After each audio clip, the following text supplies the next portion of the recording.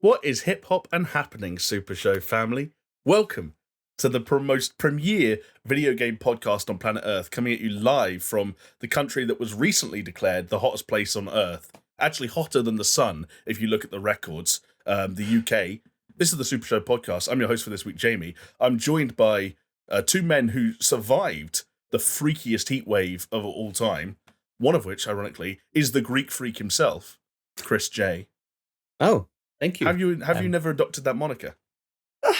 I don't know. I tend to keep my freakish nature behind closed doors, so it's never really exposed. While I do expose myself, like I said, it's behind closed doors. Yes, and your memory just the is cock and balls hanging through the doors. And Chris, if you're the Greek freak, then this other guy, he must be like the British nonce, the British. I'm running out of nouns, Jonesy. I've got the adjective. Help me out. Yeah, thanks for going for nonce. Okay, fine. Jesus I'm going to Christ. retract the nonce. How would you describe yourself? Let's say this was a dating video. You were putting yourself out there. A Tinder You're writing a Tinder profile right now. Well, he's a survivalist. Truly, he's a prepper. The British prepper.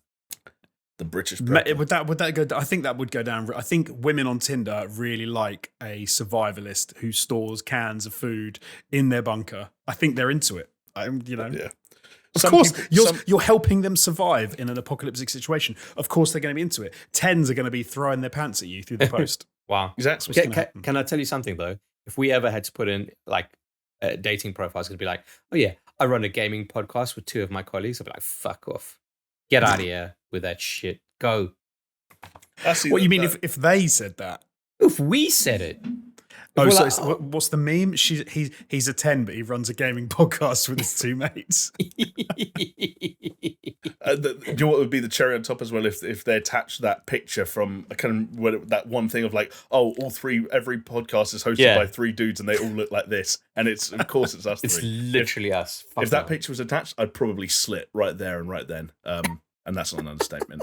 Anyway, this is not a suicide prevention podcast. It's actually a gaming podcast. That means we talk about video games where and when we can. And we do so wherever you'd like to watch us or wherever you'd like to listen to us. That could be on YouTube. It could be on podcasting platforms of your choice, like Spotify, iTunes, like Google Podcasts. And of course, with everything we discuss, it's always an open forum, so get involved. I'm talking about the comment section on YouTube. I'm talking about social media on places like Twitter. We can find us at the handle @SuperShowPod. And if you don't want to do any of that stuff, if it's a bit too new wave, a bit too avant-garde, then you can just listen to us on digital radio by heading over to paisleyradio.com. You'll find us beamed out into the airwaves on Thursdays at 10 p.m. It's repeated on Mondays. And I think between those 2-3 options, there's no shortage of ways to engage with if nothing else, the messiest video game podcast on planet Earth. We can own that title, right?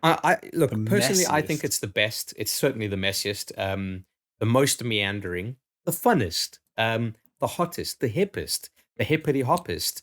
But, you'd think that with all those ways to watch or listen or whatever it is, that more people would kind of pick it up. So consider yourself one of the special few if your eardrums are vibrating to what we are saying. You've really kind of hyped us up a bit. How are we going to be able to live up to any of those words that you've just used? We will be able to list up to the lack of viewership and listenership. I mean, that's just 100%. Like it's downward trajectory from here. Like as soon as you say it, even it's just steep slope all the way down. Do you know what? I've got an idea. You know one way we could reverse the trajectory that this podcast is on? If one of us goes and gets a QA job at a high-profile video game studio and then just started leaking footage from one of the most anticipated titles of the year, I think we might actually have some grounds for approval. All right, I'll be right back. Who you targeting? I'm looking at Chris. I think he's going straight for Blizzard, even though they don't really have much to leak nowadays. I think he's still got those allegiances run too deep. If ever I didn't want to be a QA for any company, it would be at Activision Blizzard. Fuck them. Yeah. Imagine Chris working QA on Warcraft 3 Reforged. He's just writing an email like, yeah, it's broken. He gets about like, yeah, we know. No, they'll be like, yeah, okay, why don't you come into the office so we could talk about it? And there's like 5 people from HR, and then they bend me over a table and butt fuck me. Like that's what happens at Blizzard, right? Like that may well happen at Blizzard. It may well happen at other studios. But one thing that's clear is no amount of HR butt fucking is installing any fear whatsoever into what I presume are the employees, or at least the contractors of one Naughty Dog Studios. Because not only were they the leakiest ship on planet Earth 2 years ago around the launch of The Last of Us Part 2, it was the leak so nice they're doing it twice. Because The Last of Us Part 1, the slightly controversial remake of the original Last of Us from 2013, is due out in just a couple of months' time in September for the PlayStation 5. And over the last couple of days, what started as a trickle of leaks has turned into a full-on flood of everything from gameplay clips to story vital cutscenes to pictures of the accessibility options and the control layouts, and basically just everything you'd want to see from this game has arrived on the internet. I mean, it's gushing as much as those fine ladies that I was watching in the video just before this podcast. Exactly. The legs are spread and the news is gushing. Jonesy, you're raising your eyebrows, but you know it to be true. You're watching those videos as well. He was do you know what? I wasn't watching those videos. I ignored the gushings of the Last of Us remake because it was a bunch of buttholes being buttholes putting stuff out there, trying to ruin stuff for people, and ruining it. You're ruining it. But Jonesy's. I was talking to him about this earlier. Jonesy's really angry about this. Say your piece, Jonesy. So, okay, in general, I think leaking like parts of game footage or leaking a bit of a look of something or like control schemes and things, I think can be insightful. And if people have access to stuff or they have cheeky ways of getting content, I don't think there's inherently anything wrong with that necessarily. I think that is like tidbits of information that people leak out, and when it's kind of like feeds into the hype train thing, and it can be entertaining, whatever, it can keep you interested. When it comes to though, I was actually just scrolling through my Twitter. I was trying to find the actual tweet that I'd seen that really pissed me off this week, and it was effectively somebody who had wholesale uploaded the cutscene where Sarah dies in The Last of Us Part 1, but it's the remake footage. So they've put out the entire scene, and I think the tweet that this girl even put was like, "Corey, don't hate me," or "Corey Barlog, please," not Corey, sorry, I was Jesus Christ, Dr. Ruckman, don't hate me, like naughty dog, don't ban me. I'm sorry, but I had to put this up. And I was like, no, you didn't. You did it for clout and for clicks. You've literally infringed the copyright, stolen something from them, and you've put up the most probably one of the most pivotal scene in the entire game, and one scene that people will definitely be looking out for when that game releases to see how different it looks, how if it hits the same, this many years on, and they've tried to ruin it. I said to Jamie, it would be like someone taking the pivotal scene from film, TV, like the best bar from a new rap song that comes out, and putting it out and going, "Oh, please don't hate me. I just had to get it out there for the people." Like, no, you are a little slave to clicks, a little cuck for likes and clout. The click, and click, cuck. Yeah, you little click cuck, and that's what you've done. So, Jonesy, are you upset with the actual leak or upset with the reasoning behind the actual leakage? I was annoyed for the team at Naughty Dog who have put the time and the effort to remake this game for the fans who were probably looking forward to that reveal happening when the game came out. And this person has it's like they've walked into the studio, stolen whatever those people working on, they were excited to put out there into the world, and they've just put it up because they're a dick. I don't have a problem like leaking in general, leaking a bit of something. Look at the comparison between this and this. I don't mind that sort of stuff. But why did you take this scene? Well, it's because you wanted to be the one that people, because do you know why? Because they wanted some followers on their Twitter, and they wanted people, and they wanted to put the little thread to it going, "Wow, this one blew up, didn't it?" Nah, they're a knobhead. See, I don't think Jonesy's necessarily wrong. Buy my merch. Oh, my friends put a book out on Audible. Buy it. No, shut up. It's dildos. It's always dildos. Like dildos. Or like a weird lava lamp that glows the whole entire room. But or it'll be life's really hard at the moment. Here's my Cash App. Like, here's my coffee. You can buy me a coffee. Coffee. Yeah. Oh, okay. Yeah, shit off. I'll tell you what. I didn't realize we were going to get this early into the podcast by having a feud. Are you gonna feud with Jamie on this one? Jamie, you started. So say well, your piece. What I was actually gonna say to you, Chris, was that when I was talking to Jonesy earlier, the argument I said to him that I would kind of get where he's coming from if this was Jonesy 2 years ago complaining about some of the spoilers that were leaked for The Last of Us Part 2 when they were unbeknownst to anyone. Yeah, but this is a remake of a cutscene from a 9-year-old game that uses the exact same performance capture and the exact same voice capture. Jonesy's complaining that this person is leaking our knowledge or awareness of Jamie, the ways in which the visuals are improved. Don't you understand? When they release the Blu-ray version of The Godfather and someone put on Twitter, that scene of the horse head in the bed, like, how could they do that? It's ruined it for me. The scumbags. This is what Don Vito Corleone looks like in 4K. Sorry if you have to ban me, Francis Ford Coppola. But no, that I stand by it. It's a dick move. But there's a thing. I don't think you can. I think it would be silly of me to come out and say, "Oh, it was fine to do it for Last of Us Part 2 to ruin like sections of that game." But it's not fine for them to do it. But it is fine for them to do it now. I'm like, no, it's if it's gonna be, if you shouldn't leak one of the most important scenes of a game. But it's like, no, because in this instance, I would say the difference is the quality of the visuals for the remake. That's the thing. Okay, but don't you think? Because okay, let me explain my kind of stance on all of this. Okay, first of all, it's an old game. It's all known quantities. It's kind of like the statute of limitations, Jonesy. It's over. Fucking get over it. Like Bruce Willis is a ghost. Okay, like it's that kind of fucking shit. Okay, you know about it. Yep. It's a cutscene that happens at the start of the game. Fine, fucking whatever. Now. Inherently, leaks and any stuff like this is scumbag material, regardless of where it's coming from. But the stance that I take on it is, and bear in mind, what I'm saying in terms of these leaks has got nothing to do with this woman who's trying to get the clout, because, clout chasing is also, I agree with you, scumbag territory. But I feel with a lot of these leaks, it's very much a case of like, fellas, this is going to be a full-priced game, right? This is what you were getting. And it's kind of like shining a spotlight on that. So you could argue using fire with fire. I'm going to be spicy today. I don't give a shit, okay? It's fighting fire with fire.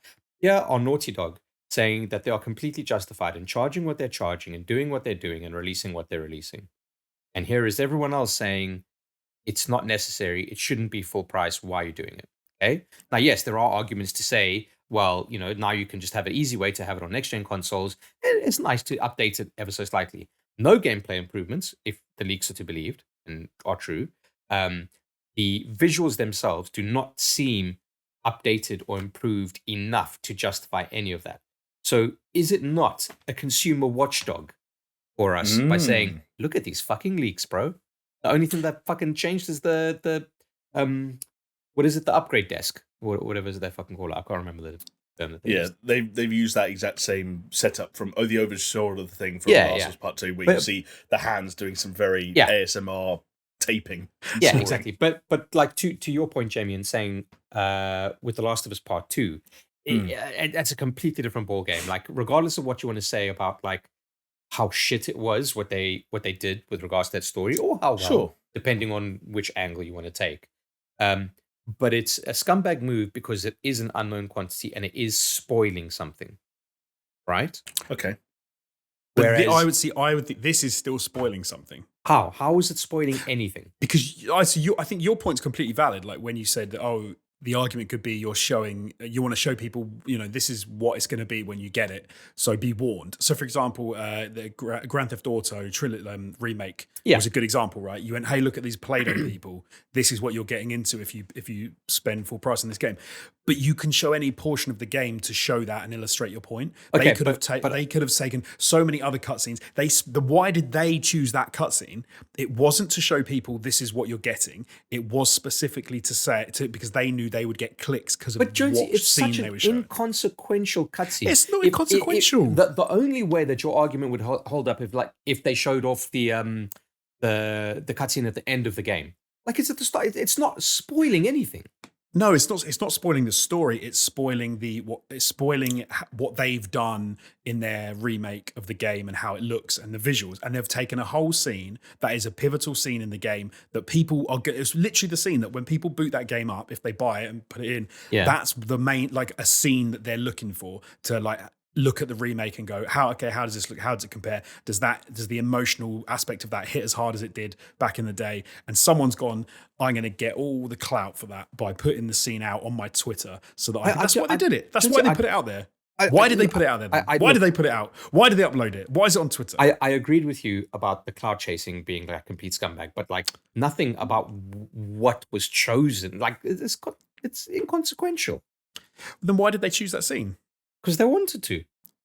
So you think it was random, it was arbitrary? No, it's not random. It's they chose that for sure.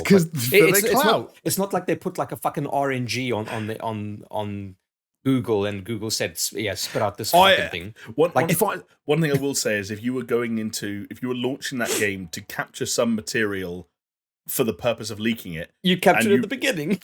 That's like the first things you're going to capture are the very short life and death of that character. Like that's you've got a whole like 15-minute sequence that you could have captured loads of stuff from in that section. When you're playing as Sarah and like can't walk around or walk around or if you're in the car with the car chase, I'd say probably you like.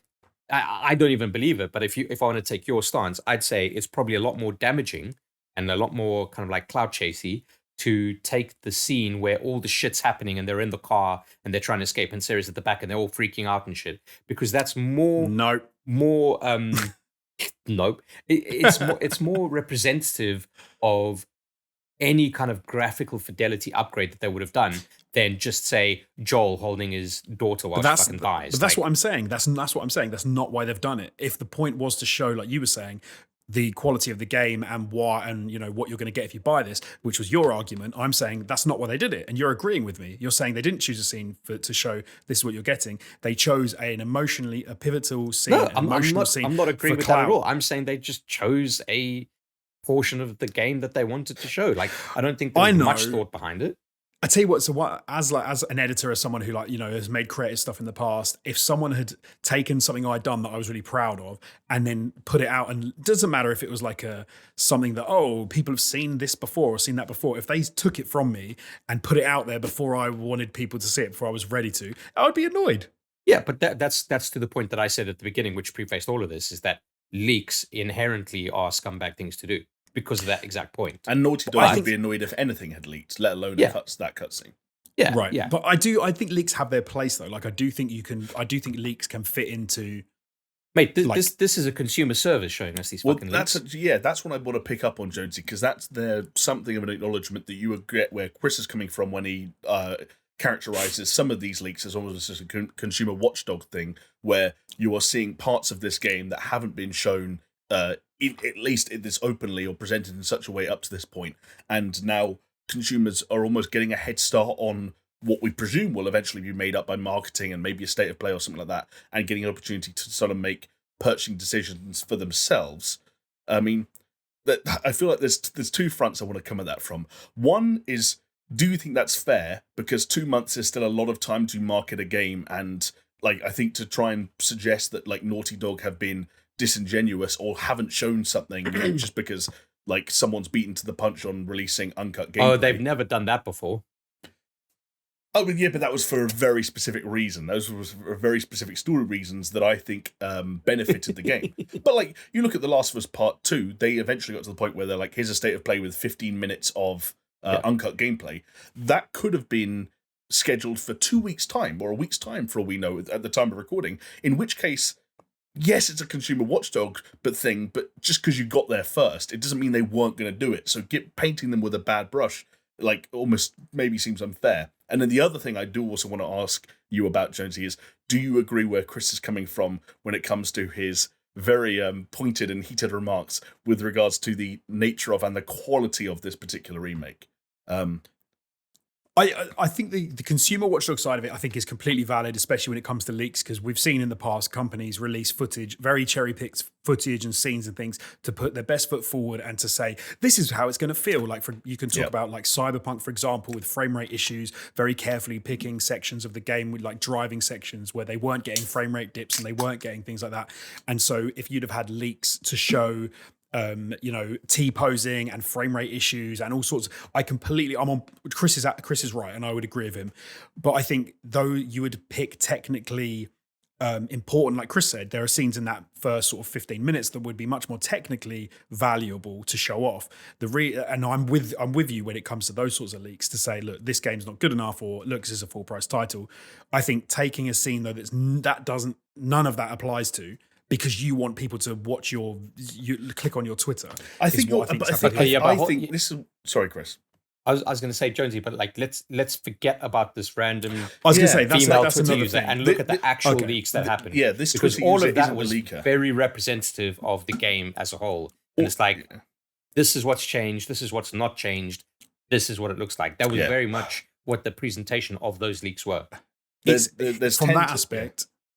It seems a lot more remaster than remake, which I'm surprised at. I thought it would seem a lot more like ground up. And I thought that, and some of this, I even saw people sort of saying, like, just looking at the control scheme and not having, is it a dodge and duck or something? And they were like, this ruins my day. There's no dodge and there's no prone, which were obviously two of the traversal elements that were introduced in Last of Us Part 2 and people thought might get retroactively introduced here. But it makes sense though, right? If the level design wasn't made for that in mind, like why add it? You could add it, but there would be zero benefit. Yeah, but then it also ties back into kind of like what Jonesy was saying, which is people thought, well, okay, if this is a ground up remake and you're adding prone this time, then all of a sudden cars are like 1 or 2 feet off the ground and have physical space under them, or maybe, and like if there's a bed in the game, like even if it serves no purpose, like maybe you start to anyway. But I'll let you Jonesy continue, because I think I'm gonna be the one that stokes the flames here. Well, I was surprised, and it's even a lot of the graphical things I've seen. I thought, like, genuinely, there have been some still images where if I don't look at what version it's from, I couldn't necessarily tell you if it's from the original or if it's from the remaster or from the remake. And I'm like, okay, interesting. I'm like, is this going to be worth it? I think on the whole, what I've seen, though, doesn't worry me that much. I still think that you're going to notice in some pivotal moments in the game, I think you will notice a big difference. But there remains to be seen. Like, there's certain elements, like sort of like draw distance and stuff like that. And in the, when I originally played it, and it looks very muddy, and the draw distances aren't very good, and it's like, they use like fog, or you can't see stuff as well. Didn't you think that this new footage looked just as muddy as the not the original, but the actual remaster?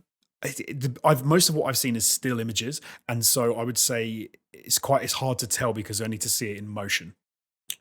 I'd agree with you in the sense of a lot of the stills don't look different enough, but we know that a still to motion can make a big difference. Sure. And so I feel like I need to see more of that. But I am a little bit like, I don't know, in my brain, as soon as I hear like ground up remake, I always think Demon Souls now, and what an amazing job they did with that. Yeah, they set the bar is super high, and maybe they haven't quite. But they always said that, like, they're using the same motion capture, they're using the same sound effects, they're using the same like XYZ. Yeah. Like from the stuff that they communicated, it was like, if you thought it was a ground up remake, like, I think you're just mistaken. No, because you could, like we said before, you can use all of those source elements and still have a ground up remake. I don't think that one negates the other. Like motion capture, like, doesn't have to be, you don't have to redo the motion. Yeah, like I guess you're getting right. Out of a chair doesn't have to be, you have to redo it, and the guy has to do it in a different way. I guess you're right. Oh, it needs to look different, so I'm going to get out of the chair in a funky way. I think because on Demon Souls, they use the same like movement for all the weapons, essentially. So you're not wrong. Yeah, you're not wrong. Also, I think with The Last of Us, people would be annoyed if they did redo too much, especially when it came to performance elements. I think if that stuff was redone in some way, you'd open up Pandora's box of people going, Yeah, it's just a shame Troy Baker's performance was worse than it was the first time. Like, I'm still hopeful. Like I can understand why people are concerned because of what we've had in the recent history. Go on, Jamie. Go on. So that's the thing. I wanted to wrap it up and move it along, but I'm gonna have to stoke the flames and say, no, bro, we're in this. I am.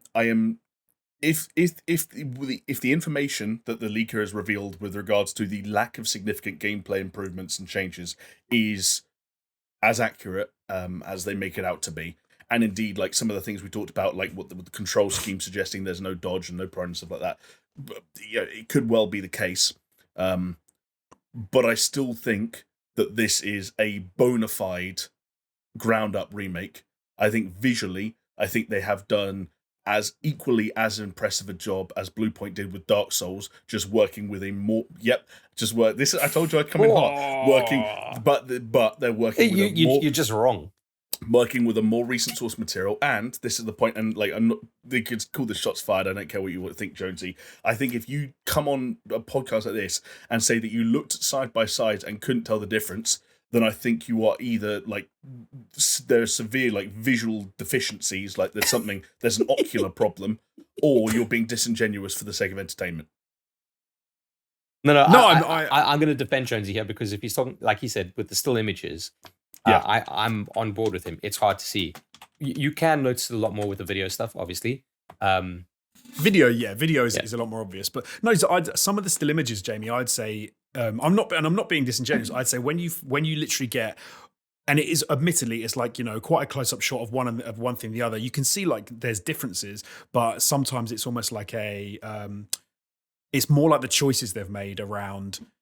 To make it look more realistic, they've actually done stuff with the lighting, which actually makes it look like less contrasty, less color, like less saturated. You're like, oh, okay, it looks better in the sense of it looks more natural. The lighting is better, but it does make it look. I could see why you would say, okay, it's not an improvement necessarily. I think I look at that stuff and I think, I can see differences, but I don't know which one looks better. Like that's the thing.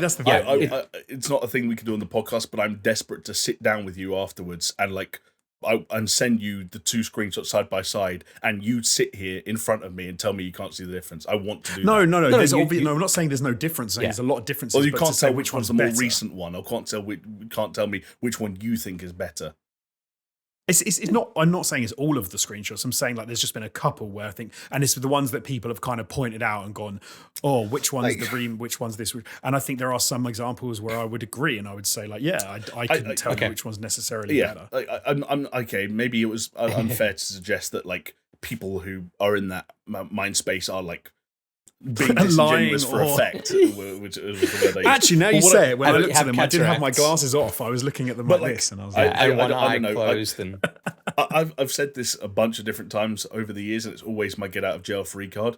But I would recommend anyone who's remotely interested in sort of the technical work that's gone into this to go and watch the Digital Foundry comparison from the first trailer they did. So the trailer that was revealed at Summer Game Fest. And what was interesting about that, and what actually hurt the kind of the initial impression that The Last of Us Part 1 made, was that a lot of the shots they used for the trailer, in fact, like 90 to 95% of the shots they used for that trailer were cutscenes in the original game. And they looked quite similar because every single one of them had been built from the ground up in real time now on the Last of Us Part 2 engine. Right. Like every single cutscene from the original game, every single cutscene in The Last of Us was pre-rendered. Same with The Last of Us Remastered. It is now in real time, and it still looks better than the pre-rendered remaster. And again, like, there's an element that I have to put my hands up and say, if you need some fucking pixel peeping nerd in America to tell you one technically is better than the other, then maybe they have a good enough job. Like if something needs a magnifying glass, then maybe it's not up to snuff. But for me, it was strange because I was sat there yesterday before the gameplay footage leaked, when just some of the screenshots leaked and people started finding the original frames from the game and putting them side by side. I looked at some of those side by side comparisons and said, "Wow, they have like this has floored me." And it felt like I went to sleep, and 8 hours later I woke up, and not only was the internet on fire, but I was in like a pool of 1% of the public. So it was just a weird. You were in the minority of people saying that you were amazed. Yeah, by how good I it was. literally, I closed the tab thinking they have knocked this out of the park. This is stunning. Wow. And then I went back up. Who needs to have an ocular check then? 1% Jamie or 99% of the population.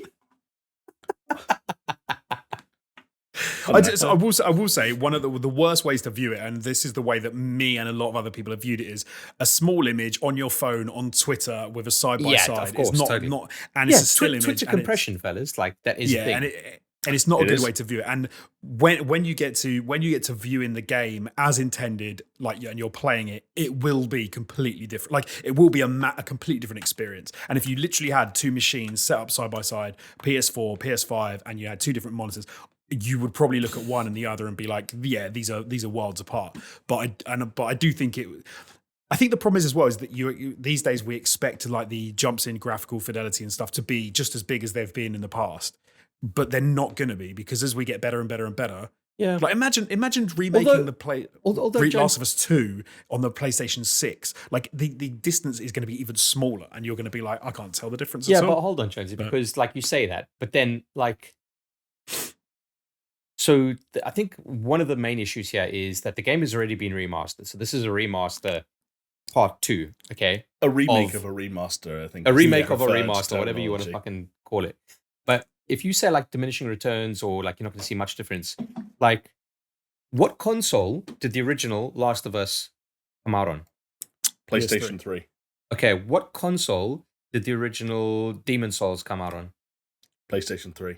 Okay, the remake, the remake of Demon's Souls. What console did that come out on? PlayStation. Yeah, no, you're right. Okay, yeah, PlayStation 5. It's not an excuse, but I think that the problem here is, obviously, different studios, different sensibilities when it comes to graphical fidelity. Fine, granted, but I think the issue here is we've already had that stopgap, that middle ground, right? And a lot of people are saying, first of all, questioning why this had to happen to begin with. And fine, you can always kind of come up with an excuse for why it needs to happen. Accessibility, this, that, the other. Oh, we can do X, Y, Z. Fine. And then the other side of it is, where does the monetary factor come in? Why is this a full-priced game? Yeah, and I suppose that is... And Jamie, where do you come down on that? Because obviously, you're kind of up for Last of Us Part 1, but where'd you come down on the pricing on it?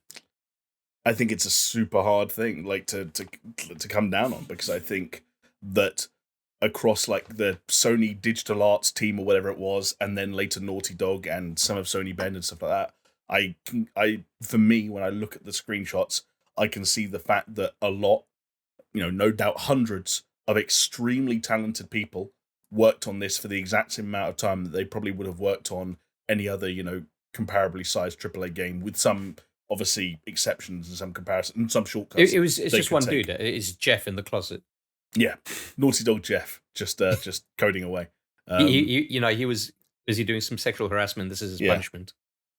Like, no, you're gonna sit in there, Jeff, and you're gonna make this game. Hang on, Chris. If that was the punishment for sexual harassment, the Ubisoft would be making good games. So let's not go that far. Fair enough. I guess we'll get from Ubisoft later. Yeah, exactly. Ubisoft's Jeff has been slacking in his closet. So yeah, I guess it's one of those things where like there's a part of me that's kind of like looks at the working sort of like looks at the factory and is like the development footprint of this game justifies a high price. But at the exact same time, like I totally get where people are coming from. Like they don't want to buy the same game, the same story, for the third time in 9 years for £70 because it's a graphical improvement. Yeah. I totally get that. But then it kind of comes back to that really corny internet thing of like, don't buy it. And if you think it should be cheaper, like I know this is a really stupid thing to say, but it will be eventually. Like I know that's a horrible argument. It will be what? Sorry, cheaper. Eventually. Oh yeah, of course, yeah. But okay, like hey, the Steam Deck was too expensive for me. Do you know what I didn't do? Buy it. Yeah, but I guess the Steam Deck doesn't. The Steam Deck actually quite opposite doesn't show off the scumbag sensibilities that the industry can lean towards in terms of rehashing work for the third time in a row and offering a full price. Whereas the Steam Deck is like, hey, here's a quality price proposition for consumers. I don't think it's fair to suggest that taking one of the most critically acclaimed games of all time and say we want to do an honest to goodness ground up remake for a new generation and like have it there in posterity for a new wave of play. I don't think it's fair to suggest that's a scumbag move. Like the word no, it's not a scumbag move. The scumbag move is the price that they're asking for it. It's entirely possible that I'd have to look at the numbers to know, but it could well be that because it's a remake, because it was the remaster only came out in 2004, and they know a lot of people won't, or not as many people would pick it up as a full price title. I guess there's also the possibility that in order to justify it financially, they need to put the price higher than maybe they would because of the fewer units they'll ship. Potentially, I mean, but that's kind of like pricing. That's getting into like supply and demand territory, where you could say like if it was priced lower, it would sell more, or you sell it higher because you're thinking it's going to sell less. Yeah, but like Jamie said, for one of the most critically acclaimed games, like if it was $30, you're saying no, like that's almost like I'll take a punt kind of territory, whether you're interested or not. Like I don't like this. This is the whole thing about the situation, which is fucking annoying to me. It's like I said, I can see the reasons why you might want to make a remake of a remaster, okay, for next gen consoles. I completely get it, especially if you want to add in accessibility features, or if you want to kind of like utilize the engine that you've spent fucking millions of dollars in R&D for. I totally get it. What I don't get is the price point for this. Like, if it came to me as like a $35 game, I'd be like, yeah, fucking let's go for it. Let's go all day long. Like the thing is, there are so many games with so many talented teams of individuals around them that are amazing games in their own right, okay, and that could be industry standards, and they go for a lot less. Like today, I watched the fucking documentary on how Cuphead was made. Like the blood, sweat, and tears that go into Cuphead, and the actual like. But now we're going into like a really murky territory. We're going like one development versus another development. But I think in this, it's always going to be sticky. But this, I cannot ever, in good conscience, say that this was ever a decent thing to have done at this price point. Ever. But again, I think like we've got to be careful with the terminology. Where I just don't like. I think the price point they've set is representative of how they see the product that they've made, which I think in turn is based on who's worked on it and how long for and how long they've spent on it. I genuinely believe that Sony, for better or for worse, think this is a brand new AAA PS5 title. And I know we're calling it a remake of a remaster. You're telling me that they are thinking of it in the same caliber as Red Dead Redemption 2 or The Last of Us Part 2. Well, the work that they've done and they've put into it is equatable to those two pieces of work. The value proposition for the end user, I think that I can't comment on Red Dead because I don't think they'd compare it to a game they haven't made. But clearly, they think their value proposition is the same because they've charged the same. They're wrong. But that's also, I don't think the problem. I think one of the problems is that the cap of game pricing is almost artificial in the same as well. Like so they can't put it any more than what the $69.99 or whatever it's going to be. So maybe the problem is games, and for a long time they were artificially, the price was lower than it should have been because they were worried people wouldn't buy them. And so one of the problems you've probably got now is that's maybe the full price game is a realistic amount of money to price this remake as, and maybe a new PlayStation 5 game that comes out is actually slightly unrealistic. And you know, when you look across the board, whilst you get some games that absolutely bang and make billions, some will really struggle to make any money. And so it might be a thing across the board. And actually, this game is priced correctly. Like you'd have to look more into what the profit margins are across the industry, across the developers, publishers, and et cetera, et cetera. It's such a complicated topic, right? Realistically, I know we can get an arbitrary value and go, this should have been $35.99, but I'm sure they did a shit ton of like testing and like, you know, trying to figure out where it should be and how much it's cost them. Like I think maybe I've done it as well loads of times. I think it's quite easy to arbitrarily pull a number out of your ass and go, it should have been 40 quid. Whereas it's easy for us to say. And again, the route you take as a consumer when the price isn't in line with what you think the value of the good is something we do every day. Yeah. You just don't buy it. Yeah, regrettably. And the bummer, of course, is it's like when it's something you think you want and it's priced unfairly, that sucks. But like you said, if that is the case, you just wait. And what's funny is Jamie said, just wait, and makes a really good point, because it's a remake. You've played the game before, probably, in which case you don't feel like you need to grab it day one to like experience that story. That is one thing I will say, is that you can't simultaneously complain that this is one, like the differences between this and the remake are hard to perceive, and two, too expensive. Because if you think they're hard to perceive, play the game you already own, motherfuckers, and stop complaining about how expensive the new one is. Because it sounds like you don't want it. It also sounds like you're going to get exactly the same out of it. So. Yeah, exactly. Well, we will find out exactly that in, less than 2 months' time when the game releases. And even if none of us played it, if the last 24 hours is anything else to go by, there'll be plenty of people online talking about it. We can just talk about what they've been talking about, and then we've got a podcast topic. It'll still sell like gangbusters, and it's just gonna be us poor fucking sad acts just sat here going, my games. Yeah, and then we'll sit there not playing it for like 11 months. Then Jonesy will randomly come on the podcast and say, "Oh yeah, I just bought The Last of Us Part 1 on a whim," and in the week after that, top news story, Last of Us Part 1 comes to PlayStation Plus Extra and Premium. Every time. Because that's the way the world works. Yep. Do you know how else the world works? Tell me. It's like what goes around comes around, I think is the expression. And if what goes around is a comment you leave on social media, then what comes around is the opportunity for that comment to become the comment of the week. And we have one this week from our very own Jepsy. Have I said that right? I'm reading on the fly. That's how I'd say Jepsy. it. Yeah, it's like a Pepsi little with a DJ. monkey avatar. DJ Pepsi, Jepsy.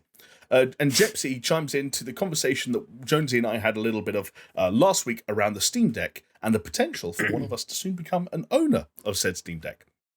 Jepsy said, got the Switch OLED and used it religiously, got the Steam Deck back in March and haven't touched my Switch since. I've definitely got my money's worth, just tinkering with it and playing through my backlog. Having a 1-year-old kid, I can't game without the sleep mode. I absolutely love it. If you appreciate your Switch and love PC gaming, I bet you won't regret getting it for a second, Jamie. It's worth mentioning the SD card performance should be almost indistinguishable from the SSD performance. Brackets asked Valve how they did. And so the 512GB version might be overkill. I got the 512GB version and treasure it, although... and also Piss Yellow, which is a shout out to Jonesy's lighting.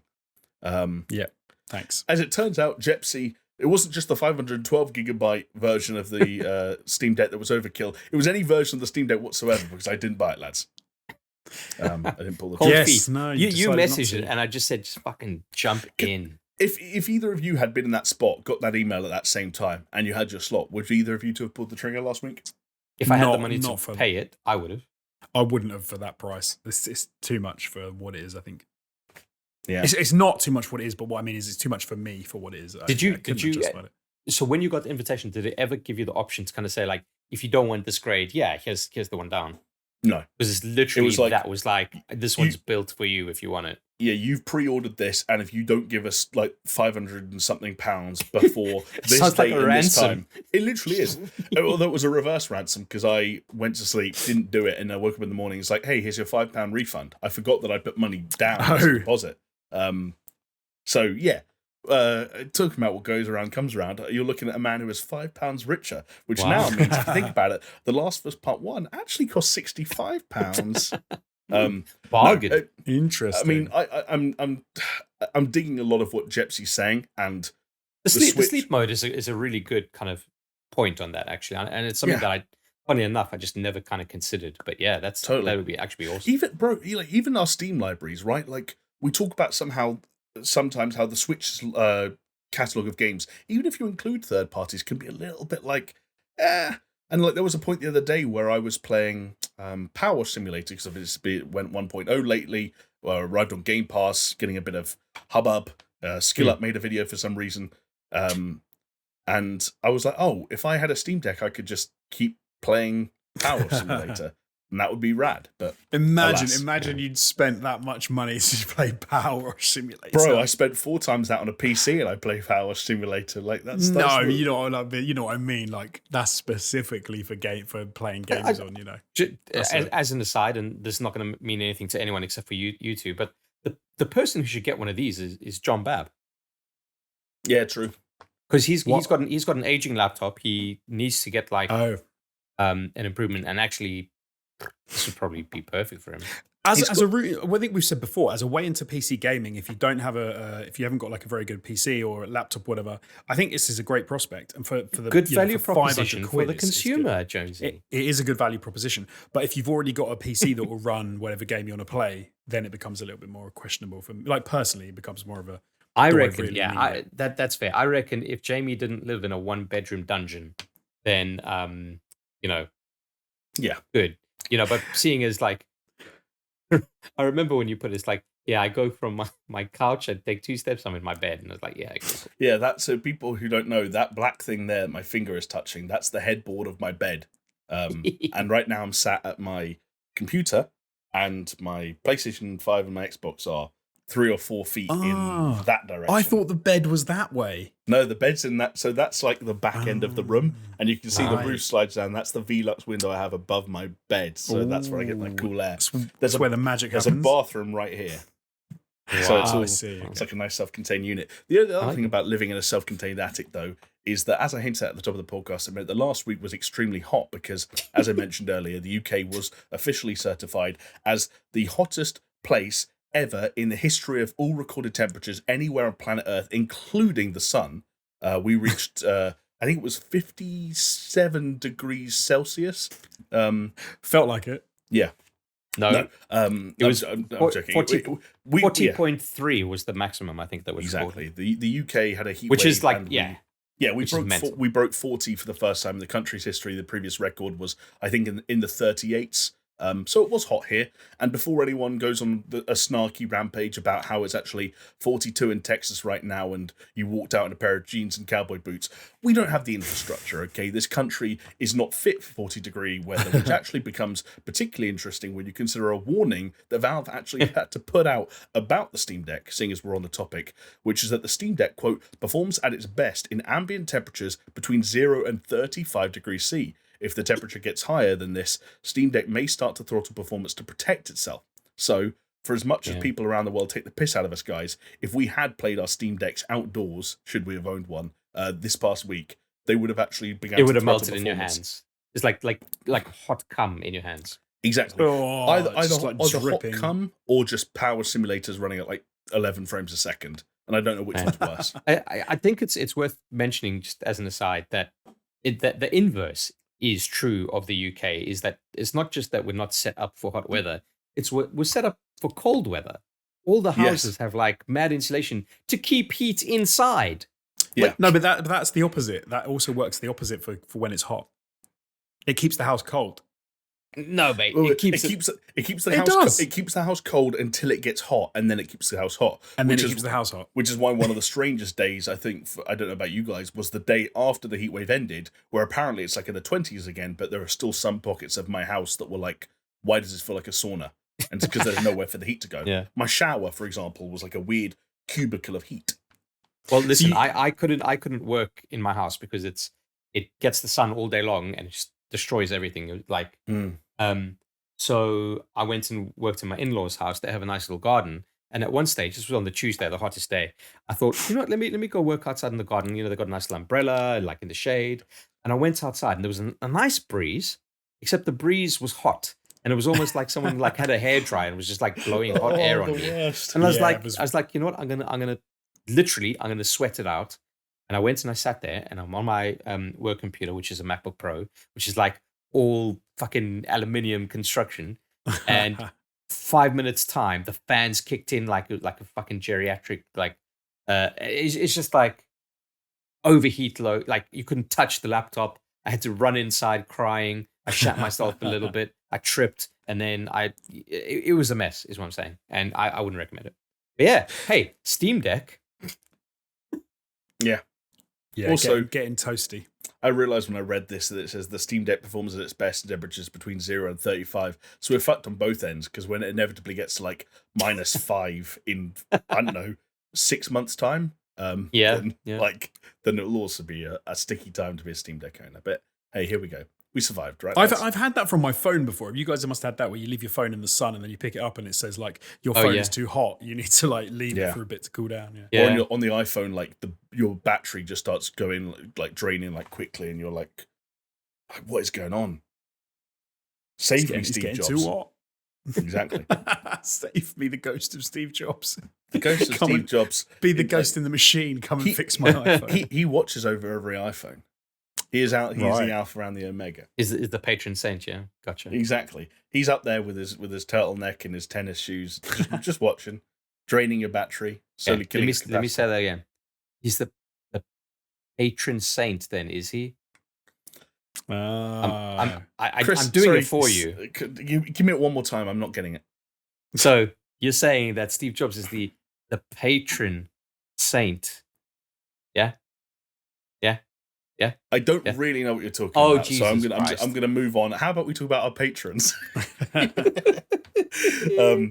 Sorry, Chris, I stitched you up there. But yes, as Chris was hinting at, much like we are patrons to the spirit of Steve Jobs, you can be patrons to us if you support us at patreon.com/SuperShow. You can head over there. You can pledge from as little as $2 a month. And what you'll find when you do so is there are various tiers. And you can find the tier that works best to you. As I mentioned, it starts at $2 if you just want to jump on the Discord and hang out with the community, hang out and chat with us. But if you were to say bump up to the $5 tier, then you would find yourself eligible to watch Patreon exclusive video content, which includes, as of the past week, I think, is it the very first ever Super Show plays, if I'm not mistaken? Yeah. As crazy as it is to think about, it is the first time. Yes, that's right. You always remember your first time. So you do always remember. I remember it like it was 3 weeks ago. Wow. As we hinted in previous episodes of the podcast, the three of us were fortunately able to get together and live in person, in the flesh, record a Let's Play of the latest horror sensation that has taken the internet by storm. I'm talking about the Quarry. Chris, how long did that episode end up coming out as? Because we're recording for a good while. It's a good question. 2.5 hours, I believe. I can double check that. Yeah, 2.5 hours, somewhere there. 2.5 hours, a solid stint. And it's got all what I like to think of as all the hallmarks of what was once an ATG Let's Play and now a Super Show Let's Play, which is plenty of us. 2 hours 57. 2 hours. Hey, it's 3 hours of top quality entertainment. Top quality. It's got laughs. It's got banter. It's got us taking the catchphrases that they repeat over and over again in the game and using them over and over again in real life. And we repeat it. Yeah. One thing you can certainly say about this Let's Play the Quarry is we didn't beef it. That's a little inside, like a little inside joke, a little bit of inside baseball that you would only understand if you had watched that Let's Play the Quarry. Once again, available for subscribers of the Patreon at the $5 tier. That link once again, patreon.com/supershow. So a huge thank you to everyone who already supports us over there, and a huge thank you to everyone who's considering pledging. And we'd actually like to give some acknowledgement to the people who have helped us get to the point where we can continue producing content. There are some names on screen right now, but I'd also like to give a personal shout out to Aaron Cameron, Athletic Gravy, Bill Caesar, Brimstone, Cole K, I Snort Rock Salt, Jesper Camdal Nielsen, Leo Merger, Mindful Pig, Mr. Anthropic, Nathan Pearce, Neil, Dugel's Dream of Prosthetic Mustaches Daniel, Pastor Skill, Scary Omen, and then the big dogs, the head honchos, Brett Z, aka Shellshock, Doppler, Geometric Potter, Hacksaw Bookread, Manuel, Donut Canty Sangarero, and Peaswad. Woo! It's a full house, guys. Thank you. Love you, everybody. So much. Thank you. Yeah, hell yeah. So in the Discord, I was chatting to some of our patrons. And, we were talking about like how we got together at Jonesy, and Jonesy was very kind in kind of smoking some meats for us, making a nice brisket, which was really top notch. And I'd mentioned that like Jonesy would be able to sell that, just open up a fucking restaurant or something, just sell it, make. Do you know what? We left because I made far too much food.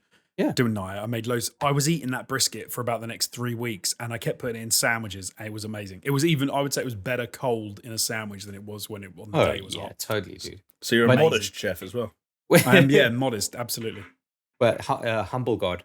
What one of the patrons, I can't remember who said it, I'm not going to look it up now. But they said that, we should add it to a tier. And I said, well, that's what the $600 tier is. If you're in the UK and you support a $600 tier, all three of us will come over to your house. Jonesy will smoke your brisket, and then we'll leave. Jesus Christ. Jamie will wipe you up, and then we'll leave. I'll what them? What? I do you know how long it takes to smoke a brisket, right? Oh yeah, we'll go. We'll go. Look, they're paying £600, dude. We'll go there. We'll bring the meat. We'll smoke the brisket for them while it's going. We'll play some games, talk some shit, listen to some music, drink some beers. It's a good time. We need to figure out what this equivalent is for an international audience. We have to factor in like flights, etc. Maybe it's more like 6,000. Yeah, 6,000 too. If Mark Zuckerberg proved anything, it's that barbecues can be enjoyed virtually with a little bit of some brisket, some ribs, and some Sweet Baby Rays. You'll feel like you're there, inhaling that smoke. Just smoke some meats with us, boys. Smoking some meats. I will also say I know a content creator that had a get together in the form of just a giant barbecue, which is like kind of cool.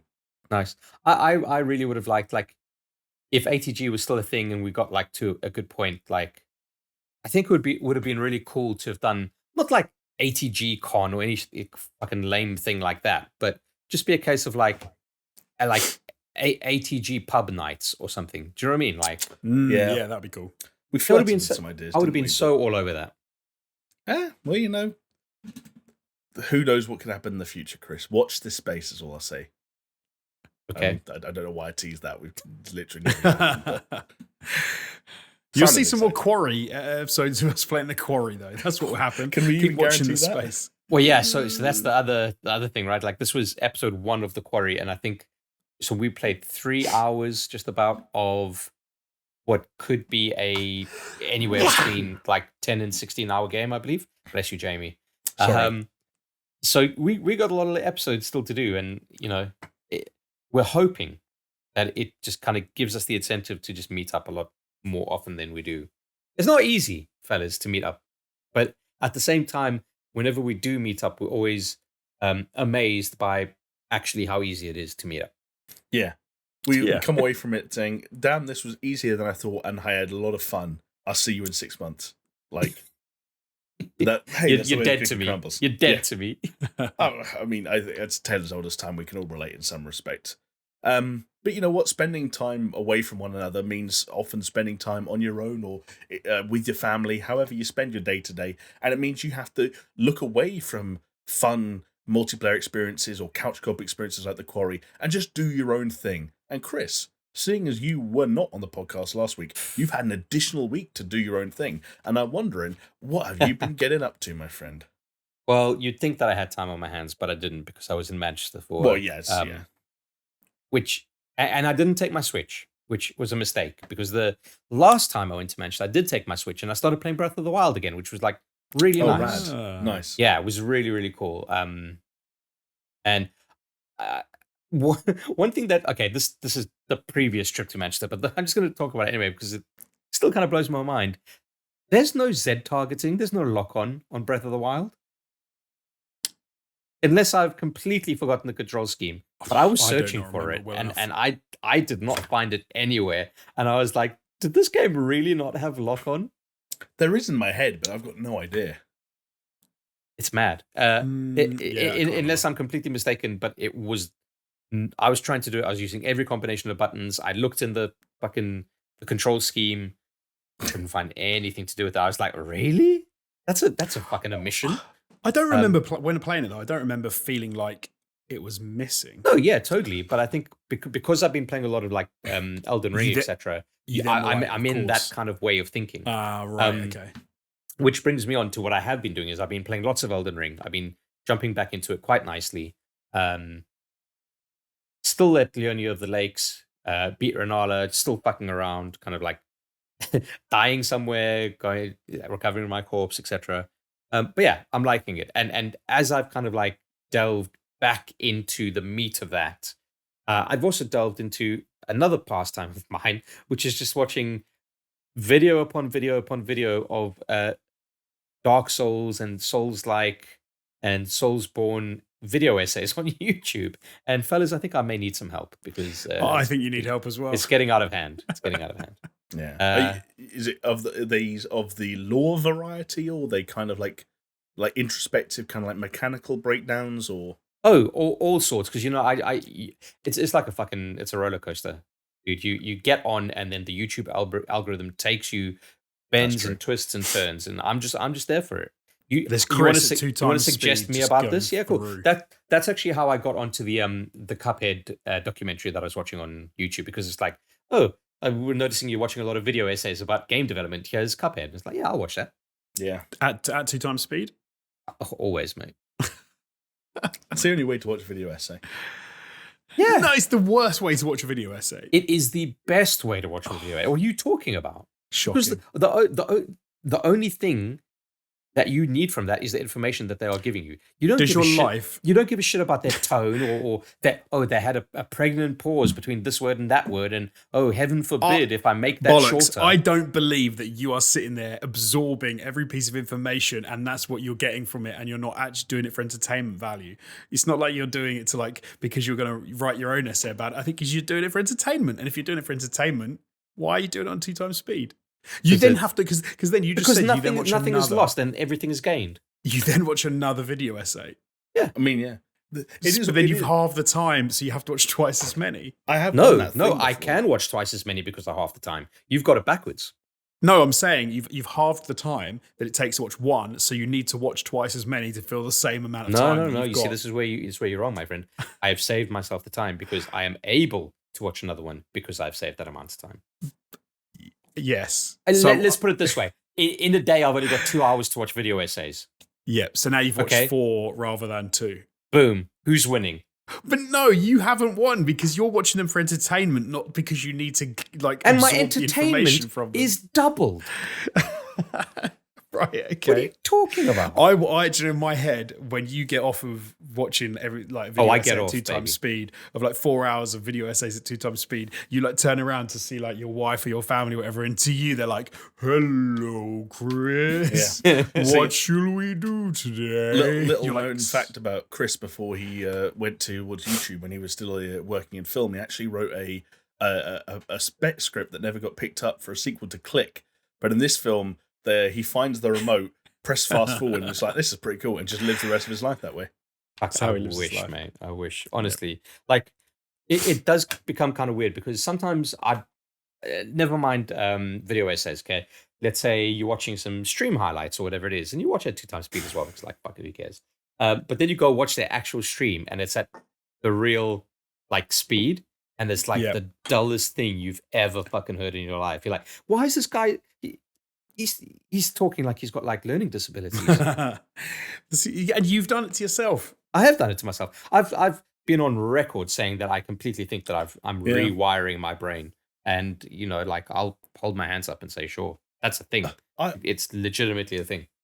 I can vouch for that if nothing else, because I've had it weirdly enough with this podcast, because when we're editing this, it's not unusual for us as editors, like when we're scrubbing through something or listening or watching something back, to spot check or to find errors or to get the gist of something. Like we do sometimes watch things back sped up, and we'll play things back. Oh yeah, and, hit that L button, baby. Yeah, exactly. And when I hit that L button, and I'll watch like 5 minutes, so 10 minutes of the podcast, and it's horrible because when you go back to listening at normal time, every gap between someone talking is twice as long. The tempo of someone's speech is twice as slow, and it's like, oh my god! And it's like Chris said, it sounds like we've got learning difficulties. Which is a bummer. So I recommend anyone listening to this right now, put it on 1.5 or 2 times speed, and we will sound twice as intelligent, and you'll be able to watch twice as many episodes. There's 132 of them now, so get catching up.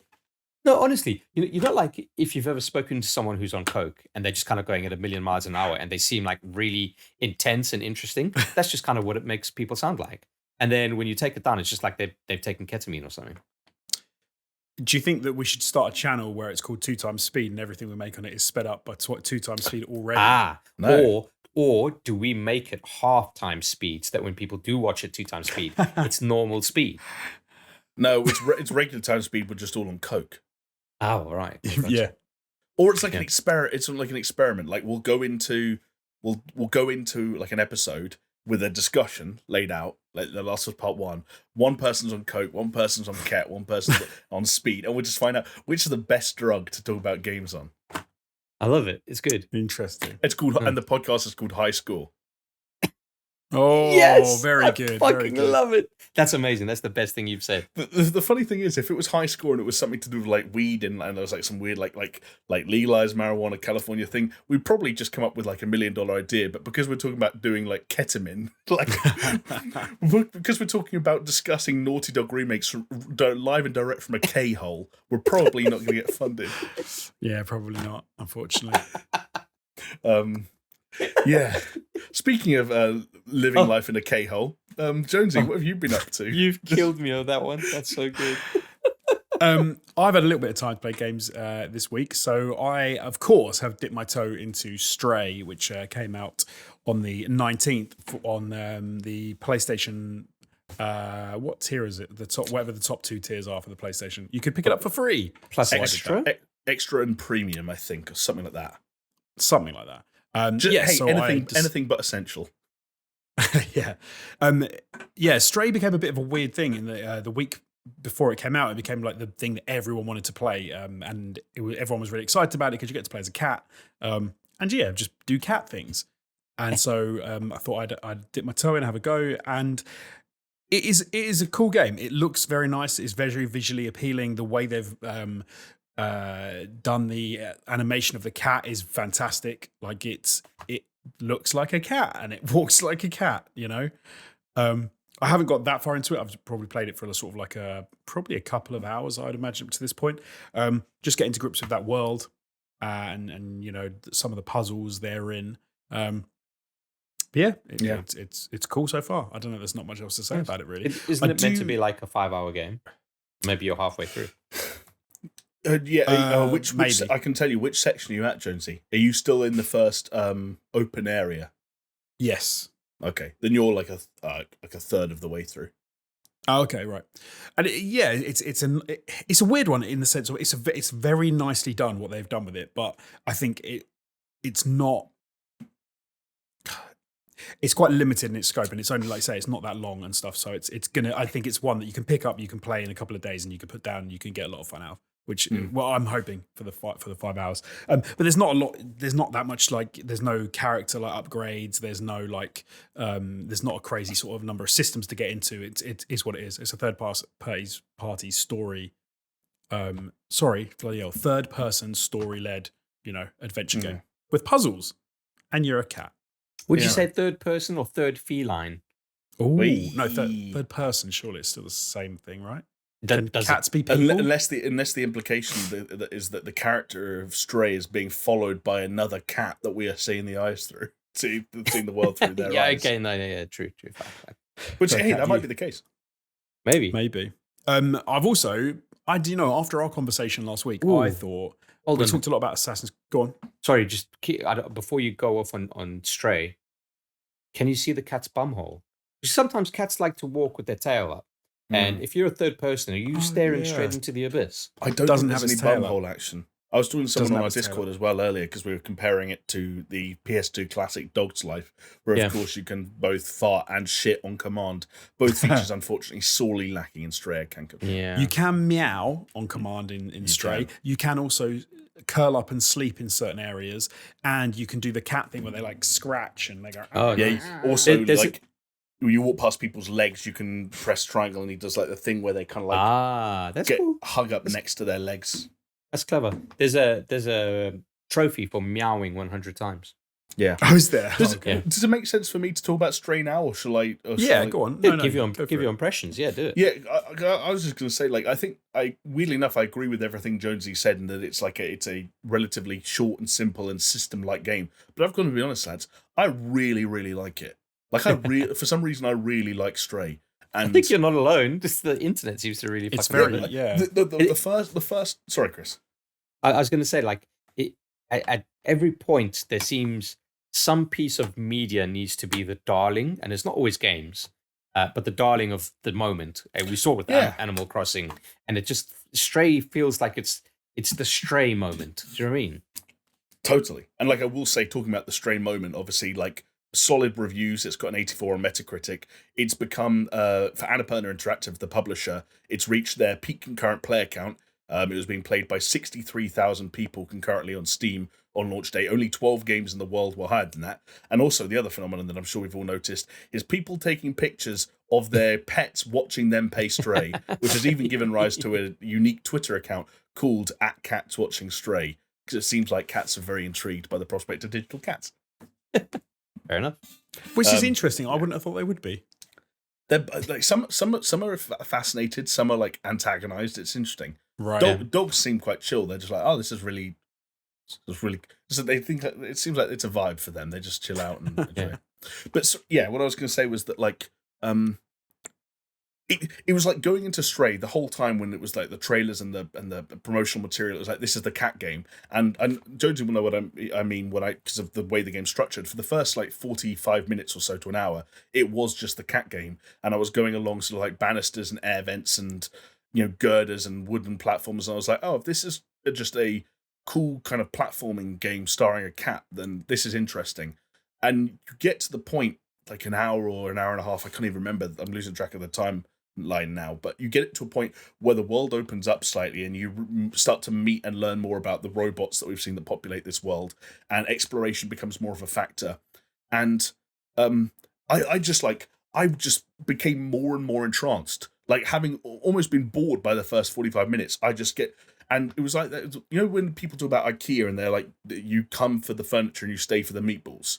Right. Like, playing as a cat is the furniture. It's the thing that you see first, and it's the reason like you go to Stray.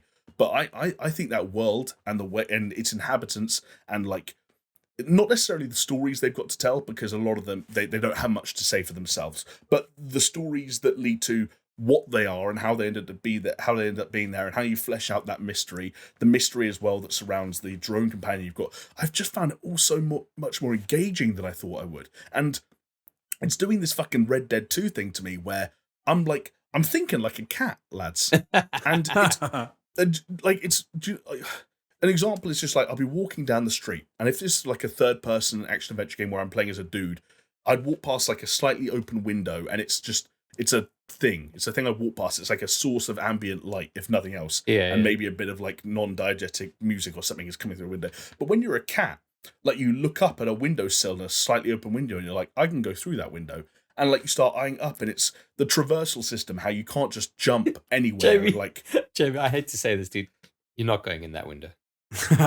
I'm not going in that window. I'm never going in and out of any window, and I wouldn't dare try. But as a cat, Chris, or in a video game that lets me live out my cat-like desires, like a slightly open window becomes this weird portal to, and it's often just like one or two rooms that are found inside. But like I don't know if Jonesy can vouch for this, but you start behaving like a cat, and you start thinking about where a cat would move and what kind of jumps you can make. And like I was about to say, the traversal system, I think the genius thing about it is it's not a platformer like you press X to jump at any time and you line up your jump and you over and adjust and under adjust like a platformer. It's like you look at the perch that you're trying to reach, and it's a perch that a cat could reach, and they do that thing where they squat slightly and leap up. Like, I don't like cats. I've never had a pet in my life. But like, I'm really fucking digging Stray, and I just really wanted to come on the podcast and say that. Like, I played it for like 3 or 4 hours straight last night, and I just didn't really want to stop.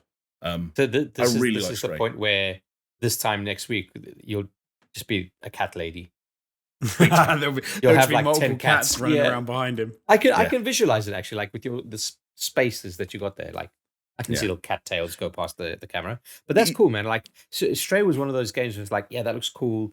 I'd like to play it, but maybe I'm not too fussed. But hearing you guys talk about it, yeah, especially like a 5-hour game, like fucking, it's like it'll probably be cheaper for me to go from the essential tier to the to the plus tier than just buying it outright.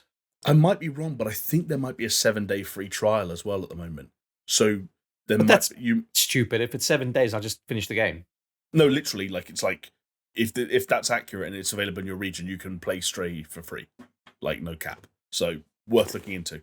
Oh yeah. Yeah. I think the one thing I was really a little bit like about when I heard it was watching SkillUp's review before I'd played it, and he was saying about the traversal system, and he was saying about like, you have to press X to jump up, and you can't just jump anywhere. And I did think, is that going to be annoying? And then when I played it, I was like, oh, not at all. Like it's actually better for Jamie was saying. It's the fact that you can like look around the world and you can see like, oh, I can jump up there, like, and you can just hold down the X button as well and almost like parkour it. Totally. You don't need to like run up, wait for the prompt, press X. It's not like that. Like the movement is very, very well done. Like fantastic. And what the best attribute to it, I think, Jonesy, for me, is that everything about the way the traversal is designed reinforces the fact that you can only move the way a cat would move, and it doesn't take long before you have to start thinking the way a cat would think. And I know that sounds dumb to say, but you do start looking at what are obviously very carefully and cleverly laced platforms to jump, but you start looking at the side of a wall with a bunch of different things off it as like, that's how I get from the street level to the roof.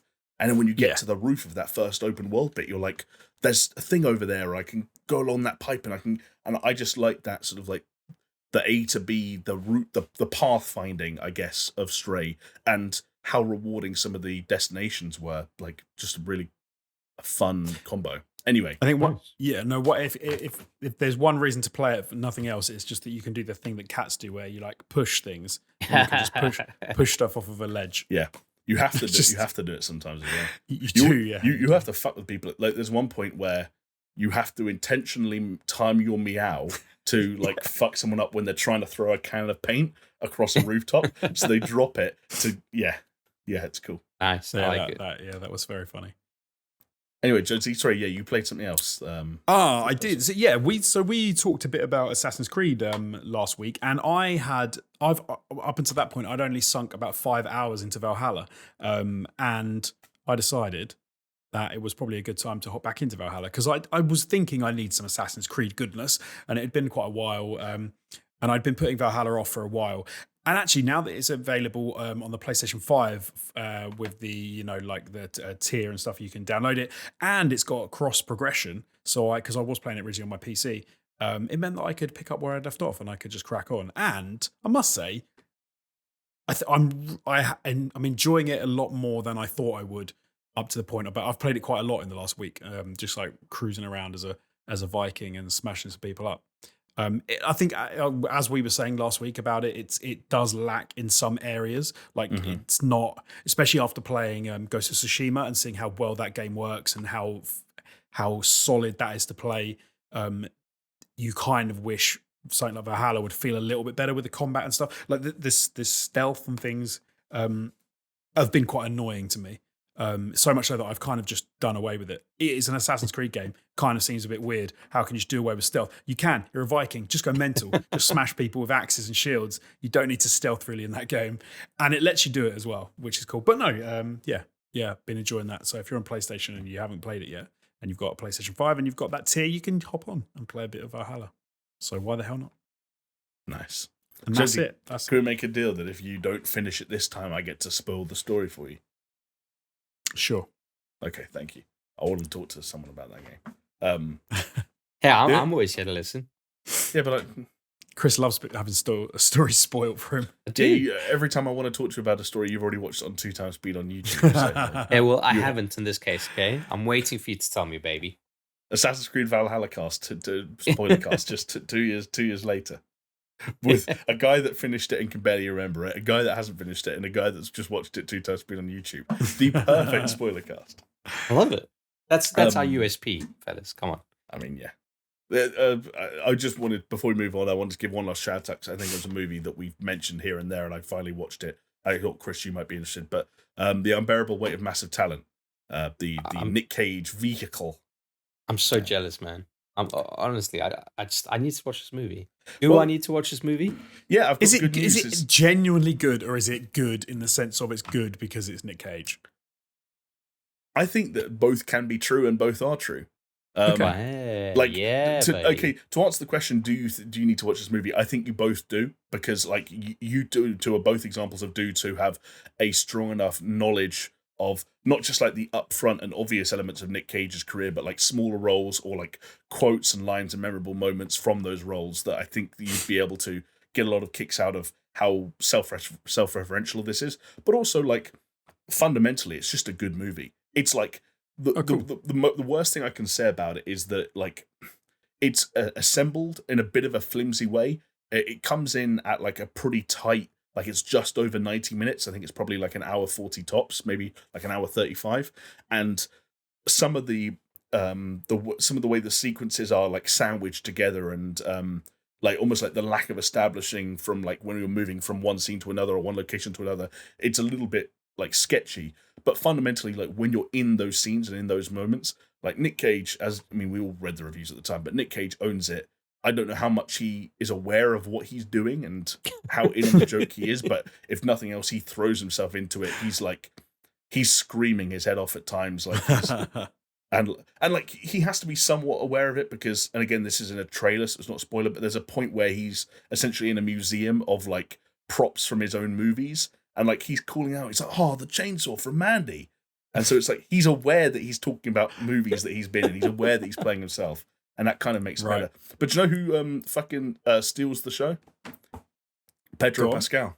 Yeah. Oh, like, yeah. I thought Joel himself, the Mandalorian. I thought that role on paper would be like a bit cut and dry, but as a result of the fact that the movie like has more comedic elements than you'd be forgiven for thinking, like his character is a lot more interesting and has a lot more angles than just like, hey, I'm like a mobster who paid $1 million for Nick Cage to show up. Like he's got endearing and sympathetic elements. There's a great extended sequence where him and Nick Cage both drop LSD and shenanigans ensue. And like he's got phenomenal range, and he actually, weirdly enough, for being opposite Nick Cage, he ends up like stealing the show at times. I thought, wow, yeah, a really really great film for like Nick Cage fans, and also just a really solid action comedy that's over and done within 90 minutes. If you just want that to. Cool. How did you watch it, Jamie? So shall we move on to some news? Yes, please. And Chris, if you want to watch it the same way I did, then maybe I suggest we do move on to news and you don't. Because maybe I could do you a favour if we don't dwell on this. Wink, wink. I don't know. It's available on demand. I bought it. I bought it on Google. I bought it on the Google Play Store. Yes. That's a thing, right? That's a thing. Like you can do stuff on demand all the time. Oh, well, I demand that we talk about the next news snippet. Because that's what we're here for. Games. We're here for games. Chris, what was the name of the one single developer who was locked in a closet for his it's Jeff. As Jeff. Jeff works for Naughty Dog. Who is it who works in the closet at Ubisoft again? Oh, it's Pierre. Pierre, of course. Pierre, who of course is currently being punished for his the pedo. Punished Pierre, as in Kojima terms. Punished Pierre has been toiling away in the closet, and unfortunately, I don't know whether I should talk in code anymore, because at some point I'm just going to miss the fact that it's starting to get a little bit weird. Yeah, exactly. I don't want to go down this rabbit hole too far. As Pierre's French name would suggest, we are about to talk about Ubisoft, because at the time of recording, they have released a few bits and pieces of bombshell news as they prepare updates, mate. Updates. Well, they're preparing for the next couple of fiscal periods, and it's one of those things where they need to tell board members this and that, and inevitably that means we in the public get to not just find out about it, but also laugh at their misfortunes, because a lot of the news that has come out tonight is about perhaps inevitable delays and cancellations and so on and so forth. Let's start with the big one, lads. Avatar: Frontiers of Pandora, the I guess at this point long-awaited tie-in to James Cameron's Avatar sequels that was due from the Division developer Massive Entertainment, was of course scheduled to come out this fall, around November, which would have in fact been a perfect tie-in with James Cameron's second Avatar movie. It is as though it was Sod's Law missing that time slot and is now not going to come out until the fiscal year that begins in April 2023, sometime between then and March of 2024. Wow. So it won't even potentially come out in April. That's interesting. I mean, hey, within this, there is scope for this to be delayed up to 14 months if they want it to be, which is it's crazy to think about, and I doubt that will happen. Yeah. But it is That's a a big hell of a it's delay. it's Ubisoft. It's going to happen, and by then the world would have moved on from Avatar again.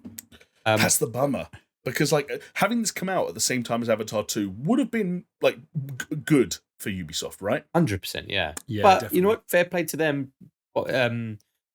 Not like pushing forward and releasing an inferior product just to meet a tie-in deadline. Like, fair play. Yeah, it does. It sucks though, doesn't it? Really, because it would have been good for them to have like a big marketing win, because they've been so sort of like plopping games out without much of a fanfare I remember it was recently. like, what was it, like 3 or 4 podcasts ago when we were talking about Ubisoft, because they just can't help themselves, and it was almost like, what big games have they got coming out? So they got Skull and Bones. This year it's just Skull and Bones and Mario and Rabbids. Yeah, and at the time that we were talking about it, we were like, oh yeah, but it's Avatar. That's the big one, because Skull and Bones is obviously the game that they can contractually obliged to release. Mario and Rabbids was kind of this, while it might be exceptionally good, it's still this kind of like weird crossover with Nintendo. It's not necessarily like a Ubisoft kind of thing. Exactly. And it's on one platform, which even though that platform is the Switch, it's still one platform. Yeah. And then it's like, then there was Avatar, but now Avatar has been moved over. So they're in for a bit of a rocky year, I feel. Yeah. I mean, even 2024, there are so many question marks around the future of their key franchises. We actually got a few updates on some of the other smaller titles that were in development. For example, Splinter Cell VR, which I don't think it had that much hyper anticipation around it, but who knows? That has been cancelled. Ghost Recon Frontline, which you guys might remember, we made a podcast where we talked about how big a mistake that looked like last year, and they had that strange thing. There was an alpha that was planned and then was like immediately cancelled. But that was a game that was, and then they shut down the studio or something. Yeah, but like that game existed. Like you go back and last year we were watching like gameplay, and there were matches of that game that took place, and people provided feedback. And now that is completely gone. And 2 other games that hadn't even been announced yet have also been completely cancelled, as Ubisoft looked to essentially slim down their list of in-development titles and focus their talent, as they put it, on the titles that are really going to end up making them money. Yeah, X-Defiant. That's fucking... But you have to wonder now, like, does X-Defiant even come out? I think it does. I don't think it exists anymore. It could be but it could also be another thing like Roller Champions, which is just like, hey, we're just going to put this thing out and no one's really going to notice, but it's going to come out. I hate the way they keep doing that. Like, that's so depressing. The way that they just kind of go, oh, we've got a game coming out, and then it's that thing of, did that game come out? Oh yeah, it did. When did it come out? Oh, like a month ago, and no one even paid any attention. That's so depressing. I've just fucking cracked it. I've cracked this fucking wide open, Detective Pikachu style. Did you guys ever watch the movie The Producers? No. Like the Springtime for Hitler. Springtime for Hitler? Yeah. Okay. The Producers, yeah. Do you remember the premise of that film? Vaguely. It was a bunch of producers that were like, let's make something that we know is going to flop and we'll cash in on the insurance, baby. Right. So maybe that's what Ubi are doing. This is what Ubisoft are doing. They're like, let's just make all of these bad games and we can just claim against them. It's write-offs. Write-offs! So you're saying that Ubisoft are going to greenlight the development of a first-person shooter set in an alternate history where the Nazis are the good guys? That's what I'm saying, dude. No, where the French didn't just surrender at the drop of a hat. Yeah. A mysterious French hero called Eve actually led a French... they're in a weird spot. And like, hey, like we mentioned Roller Champions, one thing that Eve did point out, for as weird as a fact as it is, that Roller Champions is actually tracking ahead of Hyperscape, which for anyone who's already forgotten, I couldn't blame you, was the equally ill-advised first-person battle royale game that came out a little while ago. Roller Champions is tracking ahead of Hyperscape on both retention and revenue at this point. So it's not going to die as quickly as Hyperscape did. So instead of earning $100, it's earned $200. So it's 100% profit, like an increase of 100%. Like exactly. And instead of lasting 6 months, can't argue those numbers. Yeah. So it's a weird, as we've said about Ubisoft just about every time we discuss them, it's a weird time, and they kind of need to get to a point where their key franchises, you're talking about like a main, as crazy as it is when one came out last year, like a mainline Far Cry, a mainline Ghost Recon, that of course big AAA Splinter Cell remake, whatever the kind of revitalized open world one. Yeah, exactly. Like whatever that fucking Prince of Persia game looks like. If I forgot about that. Yeah, exactly. The Star Wars game that the massive entertainment is supposedly already making, even if they're obviously not, because it's all hands on deck to finish Avatar. That's what I mean. It's going to take them a little while to get their ducks in a row. But one thing that may provide some reprieve for Ubisoft fans, and also fans of the one Ubisoft series that manages to still deliver both on units sold and on revenue generated, is Assassin's Creed.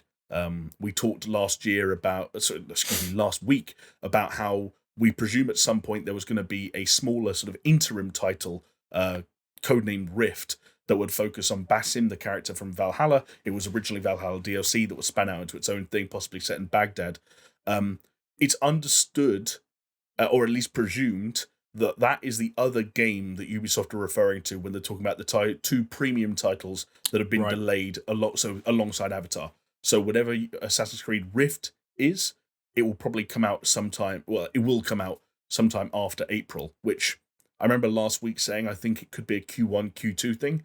Maybe that was slightly premature. Whoa. So what is their holiday season game then? Would they not have one this year? This year? Yeah. The Skull and Bones. And that's their holiday game. Holiday season. Skull and Bones, the game that even developers have come out and said, like, hey, there's not much to this. The game they're basically being forced to put out by, like, the government or whatever country it was that funded. Like Singapore, whatever. That was it, the Singapore government. As Jamie said, it was supposed to be Avatar, right? That was what was going to be their big game this year. It was going to be Avatar, and then now that's going to be 2024. Yeah, but I feel like the Assassin's Creed thing was like earmarked for the end of this year as well. Well, they were doing the Assassin's Creed and Skull and Bones like conference thing in September, right? Where they're going to talk about the future of the series and stuff. So, but Chris is right in that, like, I think it was spun out from Valhalla DLC and scales kept small, and the idea was that it was going to be this back pocket thing that they plugged a gap in the calendar with. Again, if you believe the smoke on the street, that basically Assassin's Creed Rift is having troubles of its own, and so it's not clear what those troubles are. But yeah, even their kind of like their calendar plug Assassin's Creed game is now being caught up in the riptide. Fellas, I don't know if you know this, but like I'm a professional in this kind of thing, so I know like how these things work. But it's when you're trying to program a game, it's really fucking hard when your fingers are in orifices. Right, okay. I can see that. Because they're not on keyboards and they're not on mice. So but maybe a little bit less fondling, a little bit less molesting, and but actually, this is why they put Pierre in the closet. Each finger can lead to 10 more fingers, like finger puppets. Oh, so if every finger is in an orifice and every one of those orifices is attached to a person, that then also more has atoms than are in the universe. It becomes an orifice tree, like it just fans out. It does, fans out until you have an infinite number of fingers for keyboards. Yeah. And it's like with the things of like if an infinite number, if like 1,000 monkeys were working 1,000 typewriters like every 24 hours a day, they'd eventually write Shakespeare. And that's how we're going to get Beyond Good and Evil 2. Yeah, 1,000 French developers writing 1,000 lines of code for 24 hours a day. Eventually, by the sheer sum of like the sheer magnitude of the word infinity, Beyond Good and Evil 2 would get developed. Technically, given the nature of infinity, Beyond Good and Evil 2 would get developed an infinite number of times. That's the crazy headfuck about infinity. Whoa. You know what else is a crazy headfuck? You went Australian for a second. Headfuck? Trying to find out what Assassin's Creed Infinity looks like. Yes. That is one that I think is just going to be... I can't even imagine what they're going to do. Well, I suppose I just hope it's good, man. They've done pretty well with Assassin's Creed in the last few iterations, and it could be fantastic. I'm just I'm so down on Ubi at the moment. It makes me sad. I think a lot of people are, and I'm with you. Like I've also again been on the record in this very podcast saying like I always kind of feel that Ubisoft is the underdog, even though they're like a multi-billion corporation. But it's kind of like, I don't like we laugh about it, sure, but I don't want Ubisoft to be in this situation because they used to make some fun games. But they still do. I just feel like they don't stand behind them anymore. Like I don't think they give them the love they deserve, and they just kind of stick them out, don't say anything, then they just slope away and just like go, oh. Which is a shame. I think that happened in a few titles. I think in other places they backed the wrong horse and like they ended up making the wrong game at the wrong time and missed important release windows. But I do feel like but how many times can that happen before you say, well, you fucking deserve it, right? No, it's true. Like you look at X-Defiant, you look at what was it, Frontlines, you look at I mean even like what was that last Ghost Recon, like Breakpoint. Like you look at that, I'm not saying they're blameless. You look at Hyperscape, you look at all these things, and it's kind of like, well, it's like one bad decision doesn't break a company. 100, like this is death by 100 cuts at this point. I'm not saying they're blameless. Not at all. But the other thing I do feel about Ubisoft, and this is kind of it has the kind of the bidding war, like what's the word I'm looking for, when companies buy other companies. Takeover. Yeah, like takeover. There's the takeover wars of like the recent years have taught us anything is that IP is still massive and IP is still king. And one thing that Ubisoft do always have is IP. And there is this feeling of like if they can get their ducks in a row, organize their vast number of studios and their talent in and get them all directed in the right way, and let's say release a really good Far Cry, a really good Assassin's Creed, a really good Ghost Recon, a really good Division, a really good Splinter Cell and Prince of Persia and Rayman and you name it, and get them all out within 24 months of each other, then like fucking hell, they're back on track. Because Valhalla showed with its numbers that an average Assassin's Creed game, the worst of the recent trilogy of Assassin's Creed games, still has sway, still has pull. And they have that IP. They just can't let it go to waste. Like Ghost Recon's name, as you mentioned, Chris, has taken hits compared to what some of the goodwill that Wildlands was able to generate. They need to be careful with that. Can I pique your interest, by the way, before we leave Ubisoft and Assassin's Creed, with a little hint to one thing that might be involved in Assassin's Creed Unity? Oh, yeah. This comes from Infinity, you mean? What did I say? Unity. Did I say Unity? Oh God, well, that's a weird. Well, I guess I could have been more off. But one hint as to what could be included in Assassin's Creed Infinity, and it comes from Kotaku, and then kind of confirmed and slightly realigned and readjusted by Bloomberg's Jason Schreier, is a little project known only as Project Red at the moment. And would I be able to pique either of your interests if I told you that Project Red is a large-scale open-world Assassin's Creed game set in Asia, potentially in, brace yourself, feudal Japan? Sound familiar? Yes. I don't think they should go anywhere near it. You play as assassin Jin Sakai of Clan Sakai. That's weird. That to me, don't get me wrong, it could be something completely different. And Asia is the second largest continent. No, the largest continent on the planet. So maybe it's not necessarily feudal Japan. I don't think they should do feudal Japan if they can not. It seemed like a terrible idea. Do you reckon they could do Japan, but it's not necessarily feudal? So just taking a different kind of era. Obviously, you'd still have to go kind of like samurais or ninjas or whatever it might be. But actually, with assassin stuff, maybe it is more ninja focused then. Ooh, like a Tenchu Assassin's Creed style thing. Yeah, maybe. But then again, you're stepping on Sekiro. Just fucking play Sekiro. But Ghost of Tsushima, is an Assassin's Creed game set in feudal Japan. It works the same. The way that you like. So I'm playing playing Valhalla at the moment. That is an Assassin's Creed game. Like Ghost of Tsushima that's what it is. The only thing that's different, I suppose, is maybe the way the story unfolds and the way that they frame it, because they can include all of that Assassin's Creed bullshit about like the animus and stuff. The animus and glitches and all that sort of stuff. But I just don't think it would be a very good idea. Like, I think they should just go back to Greece, fellas, because that's kind of the peak for me.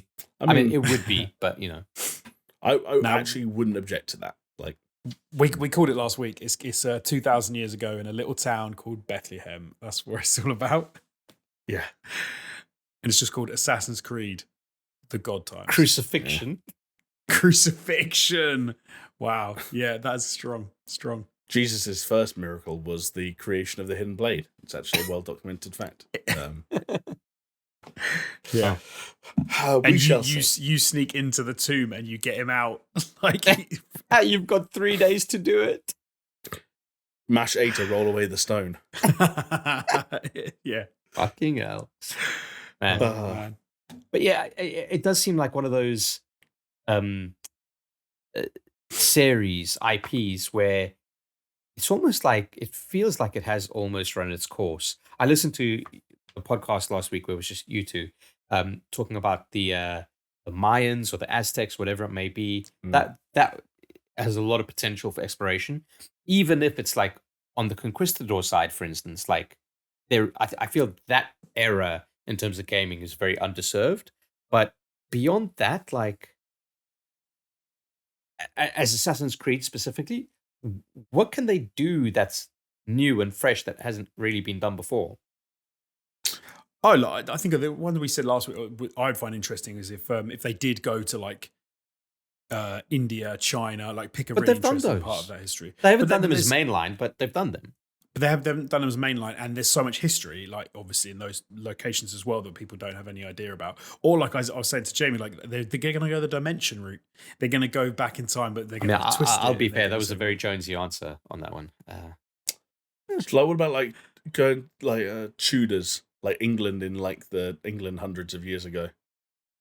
Maybe, but then that's like Valhalla's a bit like that, isn't it? I mean, like we said basically slightly later than. Actually, is it later than Valhalla or earlier than Valhalla? I should know. Later, I think. That's the weird thing that Valhalla taught me. Later, Is I didn't realize how long some of those like Danish and like Norwegian, Swedish kings were around for. Yeah, like, they hung about. I'll tell you what. The Dutch settlers landing in the southern tip of Africa. Interesting, yeah. Close to home, you know, a little bit. I've always said like South Africa could be such a baller kind of at any period, to be honest. Probably not the apartheid period, because that would be a very specific kind of game, which probably you shouldn't want to be getting into. Yeah. But like with the settlers in South Africa, I think at that time it was very much kind of like checking out the indigenous peoples rather than like wiping them out. But even like if you say like a Far Cry in a modern South African setting would be sick. That'd be mayhem. You wouldn't be able to drive through your objective. You get carjacked. Do you think that Assassin's Creed would ever do a Far Cry Primal and go like cave days? So it's not impossible. Yeah, it's not impossible. Like if you think like back to Origins, where you're like, how can they do this? This is before like the assassins and everything, but they made it work. So, yeah. Although it wouldn't quite work in the same way, like you wouldn't have a hidden blade, just have a club. So you just have to like but hide a club up your sleeve. Yeah, you'd hide the club behind your back. It's a hidden club. Yeah. They've also done weird stuff. Like you think about like Odyssey, great game, and a lot of like elements there, like locations and stories rooted in history. But they also were like, "Fuck it, you're going to fight the Minotaur." Like, and I can't even remember. Of course, they justified the kind of the Monsters quest line as a sort of a weird Animus glitch kind of style thing. But yeah, they did the same in Origins, right? With all the Egyptian gods. Exactly, like the Medusa and well, Medusa is Greek. Oh, well, what was it? So it's like Anubis and Set. Yeah. Oh yeah, the giant things that come out of the sand. Yeah. Yeah. Odyssey was Medusa, the Minotaur, like the Cyclops or something like that. Cyclops. But what I was going to say was that like if an Animus glitch can produce a Minotaur, then an Animus glitch can produce just about anything, you know, and you can go back to myths and legends, and they kind of did that with Valhalla, where like it's not a spoiler to say that Valhalla, I think even through dream and hallucinogenic sequences, has like very like depictions of Norse gods that you play as, and like the protagonist of Assassin's Creed Valhalla has like visions where they see themselves as Odin, for example, and you play out those sequences, and they did a whole piece of DLC. So like they can go mythical and mystical, I guess. Is one. Oh no, you know what they're probably going to do. They did this in Syndicate, didn't they? Where one of the like glitches that you go to put you in the Blitz. So they could do like World War I, World War II quite easily, actually. Yep. if you think about that's it. true. And that would be actually quite a sick setting. Especially, I think, like World War One and the trenches. That would actually be really cool. That would be an interesting way for them to go. Yeah. More up to date. Especially if you tied it like World War II. Come on, man! Like fighting Hitler as an assassin, or like trying to take out Nazis and stuff would be an interesting way to go for sure. Yeah, if they do it like the whole Inglourious Bastards kind of route, that could be cool. That could be actually really cool. And do you know what Inglourious Bastards makes a whole lot of sense? Is they've basically got a hidden blade gun. Remember, they've got a thing he puts on his wrist where when it makes contact, a bullet comes out. Yeah, so that could be like a modernization of the hidden blade. It's a hidden gun. It functions the same way. Anyway, rife with Assassin's Creed speculation for the second week in a row. You lucky motherfuckers. One thing that is cool about Assassin's Creed Valhalla is, of course, you get to do a bit of player customization. And I'm not just talking about choosing whether you want to be a male Ivor or a female Ivor, but you can do some hair customization, some beard customization, even some tattoo customization. I was wondering, do either of you two have any ink to speak of? No, I'm inkless. I'm ink free since '83, even though I was born in '84. I know, Jamie, you've got that tramp stamp. Of course, yeah. It's one of those things I can't show on camera because it's too close to other things that I can't. We get demonetized, and it's a whole thing. It's literally tattoos of two cocks touching tips. Yeah, exactly. And they meet just at the top of my crack, as though to say, like it's like a target saying, "Hey, come here, come here." That's what tramp. Chris, don't pretend you haven't seen it and used it as a guide before. But ink-free, though you both may be, obviously I have to exclude myself from that. What would it take to convince either of you to get inked up for the first time then? It would have to be some kind of monetary reward. A monetary reward, okay. I'm with Jonesy. Swinging me them $100, and I'm there. Yeah. I can't offer you a monetary reward, but I can maybe offer you something else, something that's worth more than any monetary reward. What if I were to tell you that if you were willing to get no gold? What if I were to tell you that if you were willing to get a Diablo tattoo, a free Diablo tattoo at that I could offer you access to the Diablo 4 beta and a digital copy of the game in return? Do we have a deal? Wow, totally worth it. Is this like open? Is this open to just any number of people? I'll get to that. I'm asking if you'll do it because I'm fishing for content ideas here now. But you know, the thing is, it's going to be so small. Crappy small tattoo. You know? Because big tattoos are really expensive. You're probably big right. Tattoos Actually, are really expensive. Yeah, I think they cost like hundreds of pounds and they take ages. I think they've literally called it flash tattoos or something. I'm not a tattoo person. I'm not into ink, so I don't know if I've got the terminology wrong or whatever. But I would imagine when they say flash tattoos, it's just like, it's a quick fucking thing. Do you know what? No, but for Diablo 4, no, I don't care. Well, what game would you do it for then, Jonesy? Okay. If I could get like the Leviathan axe tattoo, and I got a free copy of God of War Ragnarok, I'd probably do it for that. I mean, the axe is pretty cool. I don't know if I'd do it just for a free copy.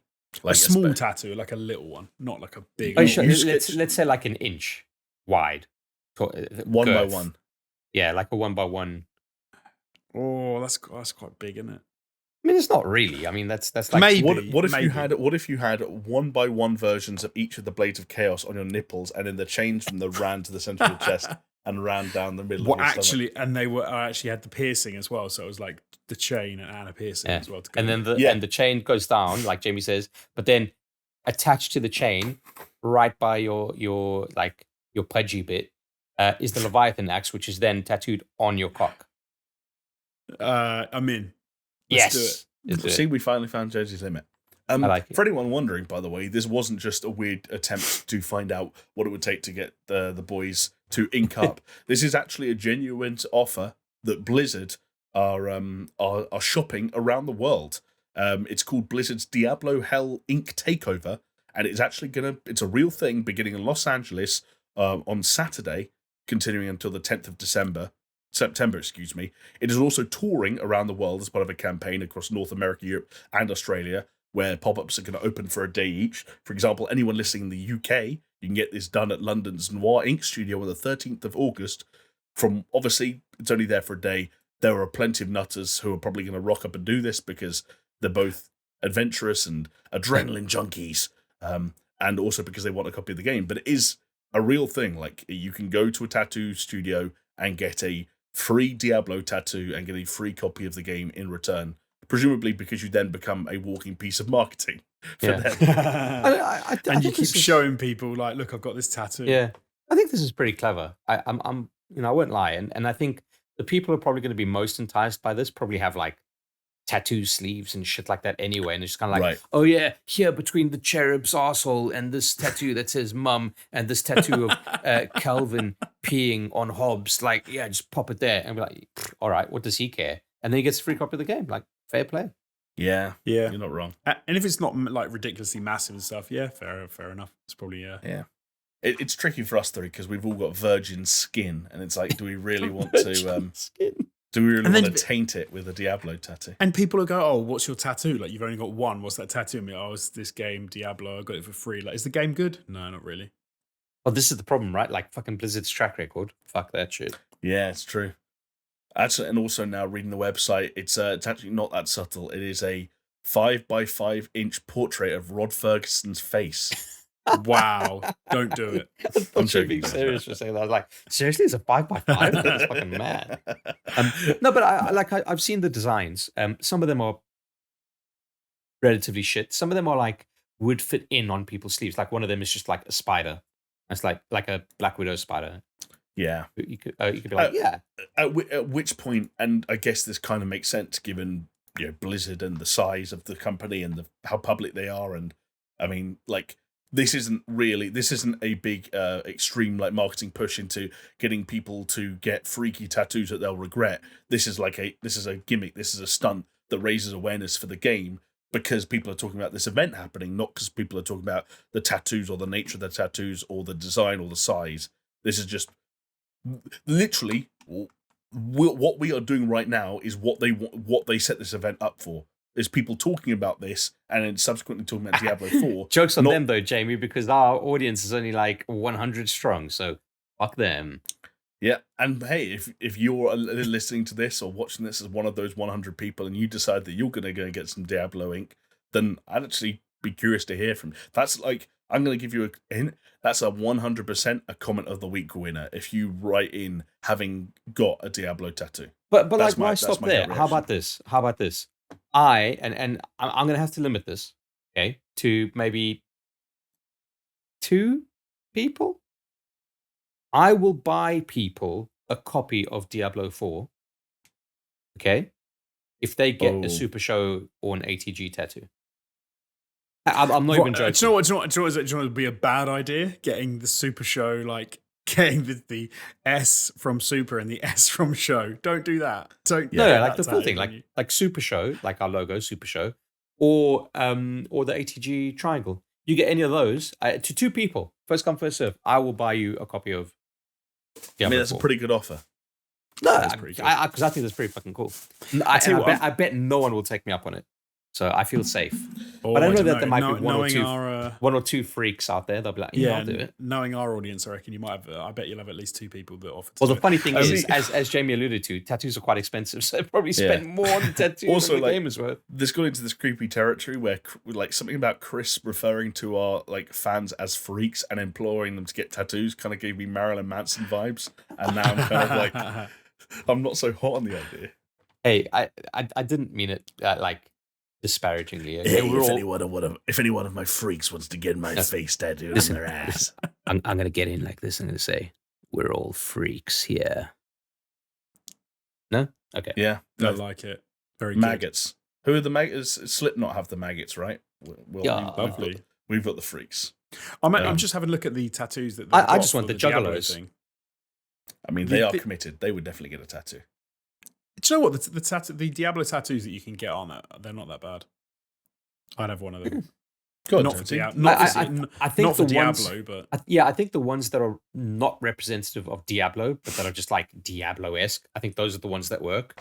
So you're talking about like the helmet or the spider or something like that. You're like, yeah, that'll work. But like the fucking logos or the icons from Diablo 2, like, nah, get out. I might have the bear paw and the diamond. if I was going to pick one.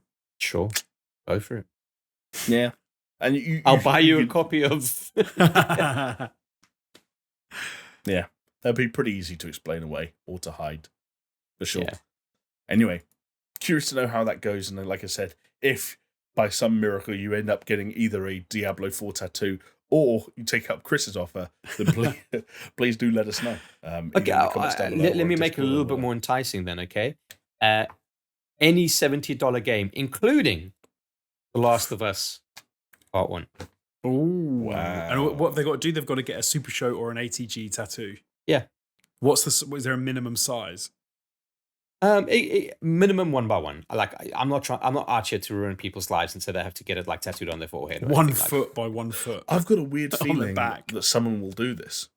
I'm earmarking someone who might try it. Because it's exactly the case study that you put out earlier, Chris. It's someone who's already super tatted up, like maybe has like full sleeves and lots of other pieces, who maybe just has like a tiny gap they need filled, and they're looking at the ATG logo and is like, I could spend 40 quid getting a small triangle tattooed in that gap, and Chris will buy me a £70 game. And you know what? That's what I'm here for, to provide that service of filling in the gaps in that person's life with the SuperShow. Just don't get SS tattooed on you. And also, don't be surprised if the next time Chris is hosting, he spends 40 to 70 minutes talking about how great the patron is and why everyone should. I will even put it this way: is if you're interested in a new SuperShow logo that I've been tinkering with for multiple months now, even though we may not land up using it, but if you want to use that, then hit me up in the DMs and I'll share it with you, and you could be like, oh, I got this one, just like an abstract kind of take on things. I'll be down with that as well. With the world, you could be the world premiere. Maybe that's how we start off the launch of our new logos. Like, look at this guy. He's got it on his ass. You know what? Like, as an individual who's going through a rebranding process and a branding uplift process at work, that would be such a cool way to unveil a new logo. Is like, yeah, not only did we come up with a new logo, but we're debuting it on this guy's ass. Take your trousers off. Take them off. Point to the logo. It's like when give it a big slap. Put in a pig sound effect. Play the intro music, and you're into the new podcast. It's like when Peter Moore did the GTA 4 tattoo thing and slid his sleeve up. He had the yeah, exactly. It's a cool move and clearly an OG gamer move. Lads, in somewhat like unorthodox, but hopefully not kind of an awkward way to move from one step of the podcast to the next. Do you want to do another news story? Or do you think we've filled our quota? I'm just asking because I'm a conscientious host. You know, like, I want to go where you guys take me. Go on, Jonesy. Because the thing is, if I say anything, then it's like, oh, Chris is always being this or that. So go on. you make the choice, mate. It's all on you. Jonesy, you've got I've handed you the sword of power. I think we've just hit 2 hours. I think it's about perfect. Oh, fucking thank God. There we go. You heard it here first, folks. This podcast is officially... Why drag it out? This podcast is officially 15 to 20 minutes shorter than it could have been, and if you have any thoughts about that... It's all because of Alex Jones. To direct it to our very own Alex Jones. Can I just say something, okay? I come on this podcast, I'm offering people money and fulfillment in their lives. People come out to this podcast, and Jonesy cuts them off in their prime. I'm sorry, I apologise. In fact, I think this week, to let us know that you've made it this far and you've made it to the end of the podcast, head down to the comment section if you're watching on YouTube, or hit us up on Twitter if you're listening to the audio version of this podcast. Let us know which news story you think we would have talked about had Jonesy not ended the podcast prematurely, and on a scale of like 1 to 10, how engaging and funny and charismatic and informative that sequence would have been had it not been shot down in its infancy by one of the hosts of this podcast, who clearly has better things to do. And if whoever gets it right first, Chris will hold you down and tattoo you. So, yeah, I'd love to do that. Could I? Honestly, I'd love to tattoo someone. Now I'm getting Girl with the Dragon tattoo vibes, like where she like. Oh yeah, I'm not gonna do that. Like tattoo on your guys' foreheads, like pedo. If you want to get tied to the bedposts and tattooed by Chris, then join this contest. I'll even wear suspenders. I mean, that's a bonus. You usually only do that on weekends, so. What a joyous moment that will be. Anyway, that's the end of this podcast. Thank you so much for watching and or listening, whatever you've been doing.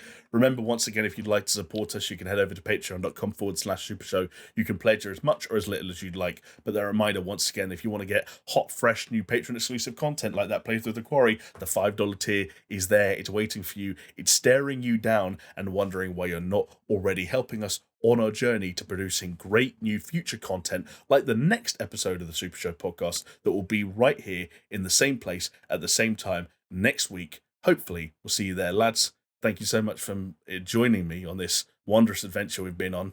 Audience, thank you so much for coming along as well. And we'll see you all next time. See ya. See ya. Bye.